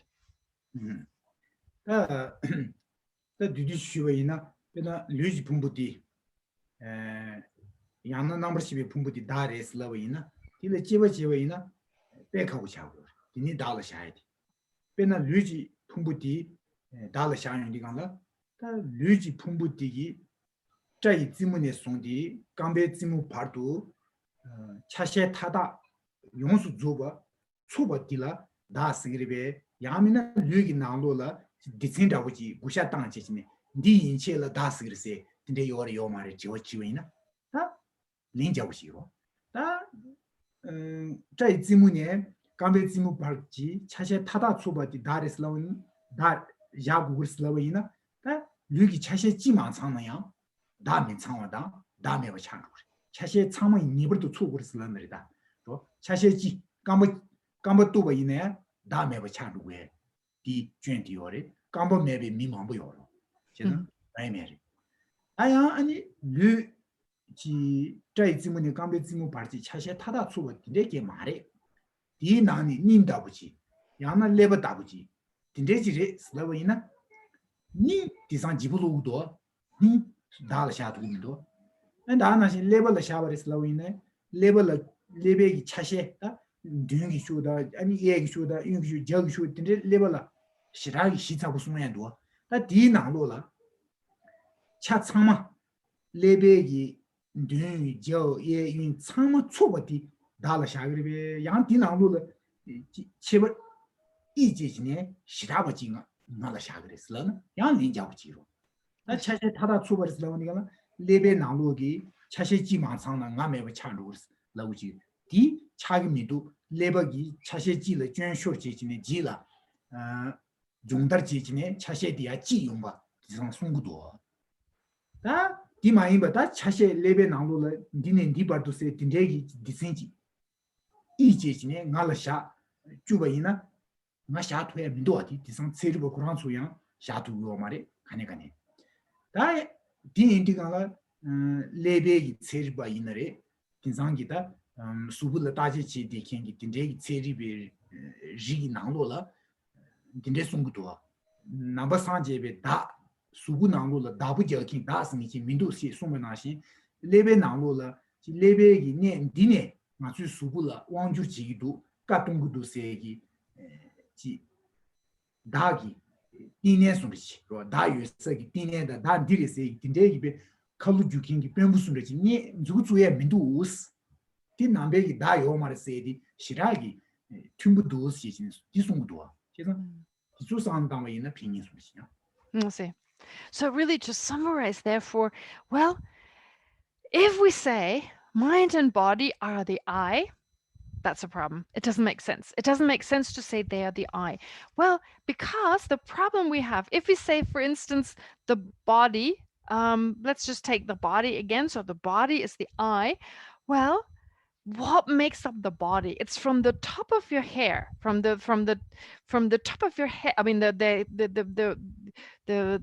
end of your hair, the top of your hair, if you like, all the way to the soles of your feet. All this makes up the I. So every hair and all the way to the bottom of your feet. So the question is, if that's your body, that is all part of your body. Now, is the I all of those? All of this, is this the I? Or is this some kind of part of the body that's the control center? That's the actual I. Well, the first idea, those are the two possibilities. There's no other possibility. So if it's all these parts, then if a tiny bit is missing, if a tiny part is missing, well, do you lose your I? If there's just, you lose a limb or whatever, do you lose the I? Is there no longer an I? Well, that's one aspect. Or, so that would be faulty to actually say that. Or to say, well, there is some center. There's some main part of the body that is the I. Well, what would it be? The heart or the brain? And again, if you took the brain, for instance, okay, so there's this brain and it's made up of many different parts. And the same idea again, is it all those parts? Or is there a kind of a central part of the brain that is the I? So if one part, if it was all those parts of the brain and one part is missing, well, we know by now that if you have an accident and some part of your brain is no longer functioning, well, you can still, so there's maybe a part missing, still you don't lose your I, it's still working. So it couldn't be that part that is now missing, that couldn't be the I. Well, because even if that part is no longer functioning or it's missing due to some accident or whatever, well, some other parts are taking over and, well, again, you can't find, you can't really say it's all the parts. If you insist it's just one particular part, there's a control center in your brain, well, this is that stands in contradiction to modern science. And neuroscientists in particular, they have said that there is no control center. And when Buddhists and scientists meet, well, they've actually said that in Buddhism, the idea that there's no self, that there's no essence, that is this person, for instance, in the brain, well, that is the same as in neuroscience. Well, scientists have come to understand that there's no central part of the brain that's the control center. There's nothing that makes up this particular, well, essence of the person. So this is similar here in Buddhism. Yes. Number 7 Yes. Yes. Wage number 7. Wage number 7 de carrera. Ni sebe gogi number 7 direbe. Yes. Menon be gogi number 7 direbe. Ni tubuku be gogi jimba da cho mebe ni gogi da nangsi chao ji yue si wo da long le de yo si go. Yes. Direbe. Da carrera jiwe na 니 세베 내거지 시바 디지불 다 샤바이나 니 쿠베 거라 다 매버 창조에 준요리 그리고 제상 니 세베 거 이너레 밀랑동베 거 이너레 니 투부쿠베 거 이머 이너레 만주기 난준 가 시고레스나 쿠요레스 그리고 니 쿠베 거 이너 쿠니 쿠샤스 그 밀랑동 유이지리스 쿠단다 내가 지기도 세지네 만주기 쿠세데 나세디 니베 거 이너레 세베 거 이너레 지버지장 샤도 제상 number 시바디 문도 주고 니 투부쿠베 거라 망시 문주어디 요마로 짐바도 초문주어디 요마리 니 세베 거라 짐바도 초디 추진부요리 제상 시발라 문도 주야 당 발라 녀왔는데 문도 주베 거지 문도 마주베 거지 하도 다가 맞추 나지 다 문주 다 세부들이 다 세부 멤버들이 시진 쿠세부 예베 거리 쿠미세베 거리세 잔 너무도 제상 나주기 시베 다 세디 시발라 샤게 메워디 세부리 다 세디 나랑수기 샤베 나랑수 다 비제나 제베이나 지딘바 코버스네 나랑수 시버수수지우 나랑수기 샤베 취차디고 제상 일라 문도 주베 거다 문도 마주베 다스니 달니 샤비오 마레 디인디 시발라 샤두면 도 시버지베 양 시발라 지베지양레 시발라 차셰 이오이나 신종기 차셰 두마 요레 다는 딜라 게징 하시기 차 두마 이오이나 차셰도 이오이나 수진의 지베지양레 수라 쇼시기 차셰 요레 시발라 뒤기 차 하시기 차만 보시고 제상 샤두 마레스 시바이나 나라 샤두 마레스 다디 다 매츠디 tindeji 군이 시고래. That's from shit. Now the same applies to the mind or consciousness. Well, what is the I? Is it the 5 sense consciousnesses? Well, obviously it's not the 5 sense consciousnesses. Then you're only left with the mental consciousness. But then the question is, well, is the I the mental consciousness that is awake? Is the I the mental consciousness that is dreaming while you're asleep? Or is it the mental consciousness that is in deep sleep? So when you're deep asleep, well, there's still a mental consciousness. So which of the ones is the I? Is the I, is it there when you're awake or is it there when you're asleep? So usually when there's another person asleep, we say, well, they're sleeping or they're awake. We're still talking about a person, there's a self there. When we apply it to ourselves, we talk about times when we're sleeping and times when we're awake. Therefore, it seems to be all-encompassing. I mean, it pervades both those states. But actually, mindfulness, mindfulness and feeling. I mean, these mental factors are really just active when we're awake. They're really there when we're awake, not when we're in deep sleep, for instance. They're not really active. And we don't say that, oh, there's an I. Now there is an I because I'm awake, but I go out of existence when the sleep state starts. We don't differentiate. We talk about I sleep, I'm awake. We don't ordinarily differentiate. So for an ordinary person, we say both. When we're asleep, there's an I. When we're awake, there's an I. And on top of that, the same analysis we went through with regard to the body, you can divide the body. Well, you can divide the body into spatial parts, into different directions. I mean, upper part, lower part, and so forth. Well, likewise, you can do the same with the mind, but you can divide it up not into physical parts, but into temporary parts, an earlier moment of consciousness, a later moment of consciousness. So you can still divide it up. And the question arises again, is it all those parts? Is it only a special part? Same analysis. So in that way, you can apply this particular analysis directly, explicitly to establishing that this I can't be found. No, so this was just no, Rinpoche. So 다든 짐발레 뇌샤티조 칸데스 용그레세 다기 공도 슈차레 지마야 용도 카버레 보스 상방디건라 다기 공도 마시 장바당에 장바이 난지 자의 시디 룰러 센지시네 디군이 상당바이나 양핀도 미세 용도 강시다 일라니 나시 다의 심버시 심베 딜러스 디주티 시베주나 지버시 연된 통해 용시바 나시 디 루제리 디나 달라 무이차바 디시 디니 코온주르시 코는 코치 차상 송도 연단 주지 어디 인지도니 외지리 디도네 디시디 간네르 이런 뭐지? 디시디 간데 이거 남들 이베 나로 남들 리 남들 리니베기 누두기 거수 디요 Oh, really? Let's.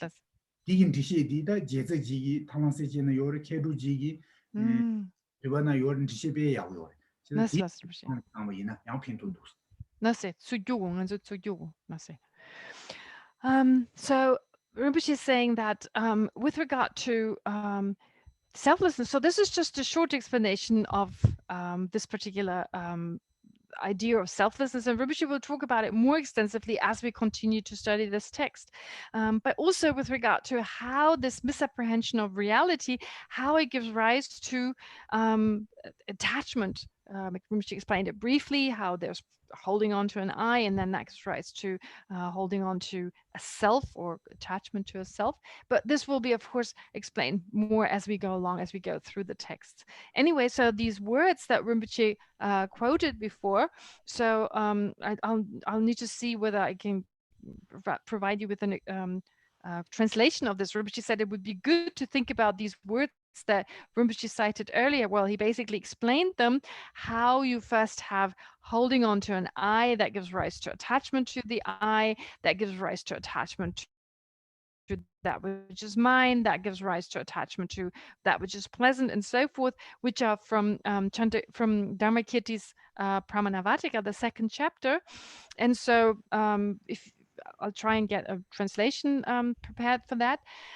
So this is towards this particular verse is very helpful if you think of the meaning of these words. That can be very helpful to understand how that misapprehension actually gives rise to everything else. So it may be helpful to memorize it. Okay, let's see. So we have time for one more question. Thank you so much, Rinpoche. Next will be Emilia. Emilia, could you please unmute? Thank you, Rinpoche, for your teachings, and thank you, Geshema, for translating.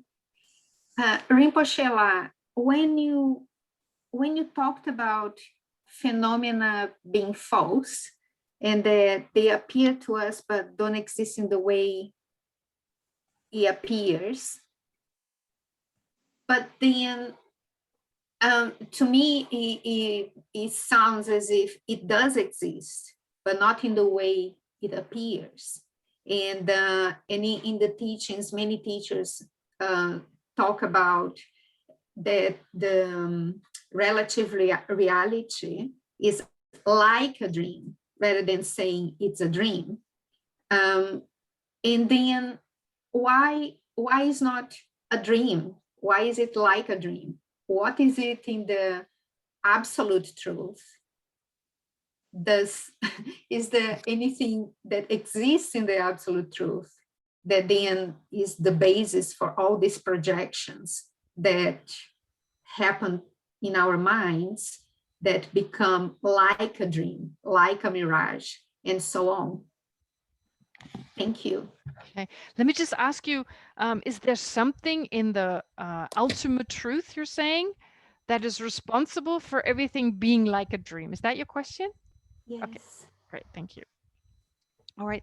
The Rinpoche la condition didire Tibetan tanda tangi Rinpoche karesongaresna chö tamche tada ngazu khang nayagi chö changma ani zumbare ta zumbare gumse karesna ta nawa ta tuma inza zumbai zui sta zumbai ina ta ko nawa ta tuma ta ina korangi samwala ta chö yore ta nangne nangare yore ta nawa ta tuma ina yang yone yora 아니 기게 멍보실라 기우신 라마 멍보실라 가르송거스나 아니 군습된바다 군습된바된조 밀람 다오레 밀람 레 송구면도 코 밀람 레 송구면도 밀람 다오레 밀람 다오레 송구두라 어디 김생카레 밀람 다오레 코 밀람 레 랍초그라 안데 대섬도 마세 된남된바 김진두 첸다 카르 된남된바 김진두 첸네 아니 군습된바 담제 밀란 더브르베 디르베 김진디 디르다 김진 쪼디 돈남된 바르베 김진 디 체네 안에 군습된 바 밀란 더브르베 김진 카르레 밀란 따부제 슬라마토지 밀란 제다스 밀란 세딩 아란소 니쿠비글라 차데기 다 차만 데지라 밀란 시지라 워디 다랑 디다 마르와 디다부 그래디 밀랑디 빌러샤고 밀랑 빌러샤네 추신 탄제 밀랑 따부리스 밀랑 따부임비 지진이 가르스노니가 밀랑 동외 거라 밀랑지 낭라 캄바 통그레 주부 통그레 중무 통그레 파마 투그레 수수 파마 중사요네야 밀랑나가 투그레 제디 밀랑나라 통유 아마다 다나 캄바다 주부의 주무 디제 제디 문에기 캄바레베 문에기 주부 주무레 문에기 캄바 통화레스나 이 말어 밀랑나라 캄바 주무냐 문에니술라 수수의 캄바 중등이바 요 말어 제장 밀랑난도 캄바 중화를 나와 제디 된라 캄바 중에 니바 메디간라 다디 나와디 캄바 중화 나야 된라 캄바 중에 베인디간라 나와다도 미딘바레스 에로 줌바레스 다디 비제 딩아주 시고 참여하고 딘데기 메디 나와나 신지 된라 문에 중매바 딩아주 시고 다디 빌라샤 다디 빌라샤네 나랑서 문수 통대 문수 중대기 수수의 자라 가르 중바 이나레 문수 중대기 수수디 문수 농대기 취 간대지 요바 이나레 디야 밀라나라 캄바통가 나시 지버레스 밀라나라 문이 중화도 지버지 장레 가르에스나 군인 잡으리스 거 남부터 간대스 잡으리스나 루르 나와자마도 된라 메바디 지버레스 다 된라 메 세디안티 고야 부지 마샤나 자원 메 세디 군두레 디스고 말해 다 디제 제디 나솔라 난기 요레 미토디 미토이마 난고레 미토유에서디라 미토두 냠베 나와디 나솔라 샤그레 나와샤와 나시 디라 미토두 상베 심바디양 나투주레 지그레 레디 파기라 미토두 냥세기 시디라 미토디 가르레 스제네 미토 임버 낭세기 시디가나 미토 가기 레 스제네 제바지가 심바이나 미토기 동부디 미토레베 미토기 로마디 미토레베 미토기 담마디 미토레베 담마송 예바디 담마스그로 미토기 Unified ideograph, unified. Merci.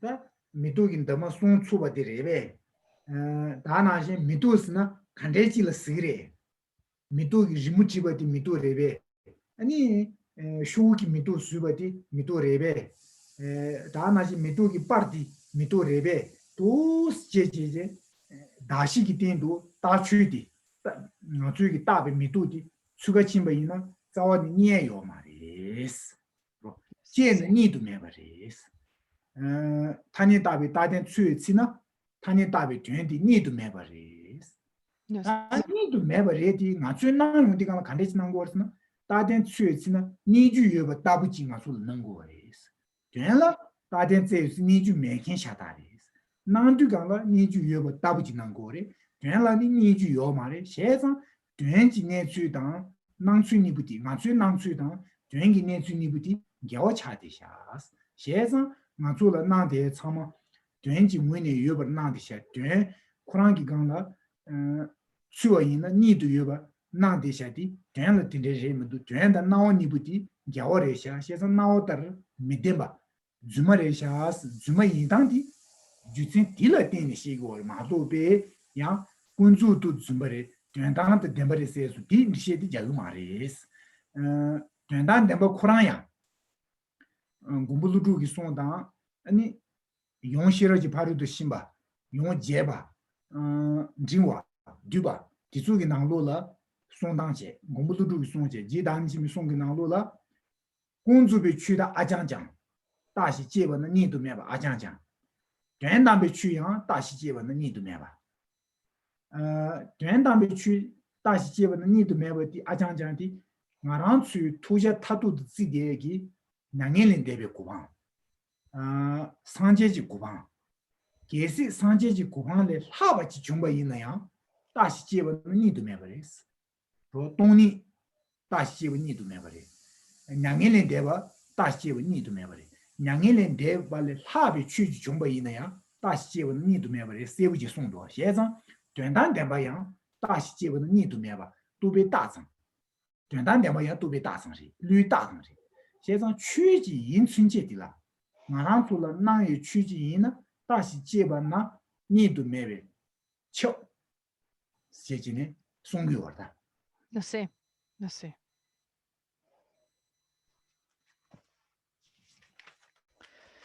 So it's exactly as these lamas, these teachers have said, it's like a dream. It's not that there are dreams because we're awake. It's just an example. The dream is just an example. So right now we're not asleep. Therefore, we can't say right now what we're experiencing is a dream. So this being an example, well, why is it used as an example? Why is this example used? Well, for instance, when we sleep, we dream of a house, we dream of friends, of our parents, and so forth. So we have all these different dreams about things that are actually not there in that moment. We dream of them, but they're actually not taking place. We dream of a particular house. So we see a house, for instance. This house very much appears. It appears to be there. We appear to be in that house. But the way it appears, it doesn't exist. The way it appears, it doesn't exist. So we say it's false. Therefore, so with regard to certain objects, for instance, well, we see them, we experience them, but they don't exist the way they appear, which is why we say it's like in a dream where things appear in a certain way, only in the dream, but in reality, they don't exist. So here we say it's similar. Similar to that example, well, phenomena appear but don't exist in reality. But what does that mean? Don't exist in reality. We're not saying they don't exist at all, but we're saying that they don't exist the way they appear to us, in the sense that, well, for instance, we hold on to the appearances, and believe them to be true. So if you take an example, for instance, a flower over there, take this flower. Where's the flower within the flower? Okay, so take it apart. You have the stem of the flower, you have the leaves of the flower, you have the blossom, the center of the flower itself, the leaves, and I mean all these different parts. It seems that there is an actual flower over there, like a real flower.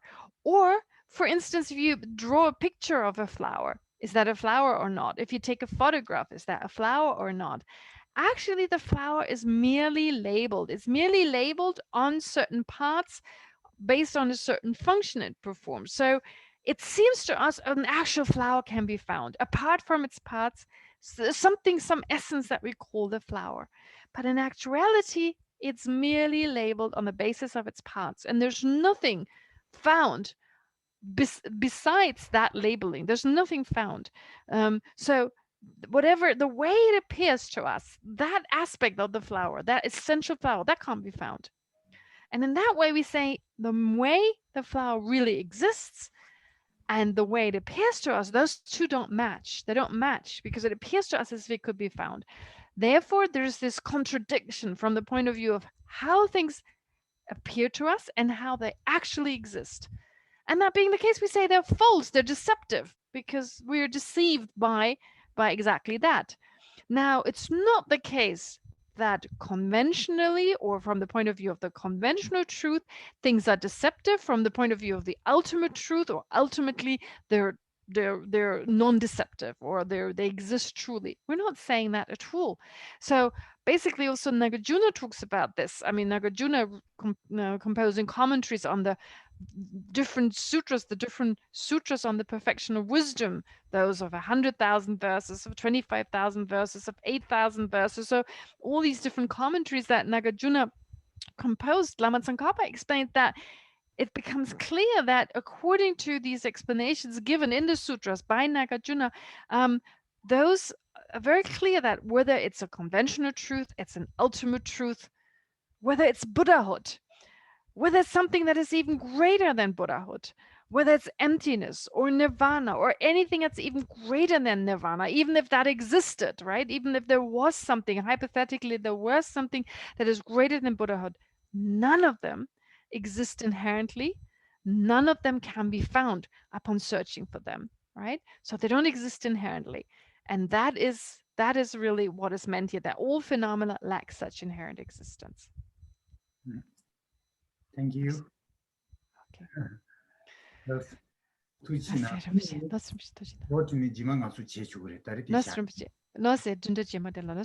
So Rinpoche says thank you, and I'll we can continue with this class next week. So next Saturday we'll continue. Thank you. Thank you so much, Rinpoche. Dashi Puki Jukchi Mitok Tram Rirab Lingzini Degyam Padi Sange Zingdo Mikteo Wayi Trokunam Daxing La Churpa Shok. May my Venerable Lama's life be firm, his wide divine actions spread in the 10 directions. May the torch of the teachings of Losang always remain, dispelling the darkness of all beings in the 3 realms. Idam Guratna Mandala Kamyatayami. Kangri Rawe Kowe Shinkam Dia Pendang Dewa Malu Junwe Ne Shinre Zegwan Tenzin Gyatsoi Shape Si De Bardu Tengyu Chi Jangchok Semchok Rinpoche Makya Panam Kegyo Chi Gyeva Nyampa Me Paya Gong Ne Gong Tu Pelwa Shok. Thank you so much, Rinpoche. Thank you. Thank you so much. See you next week, Rinpoche.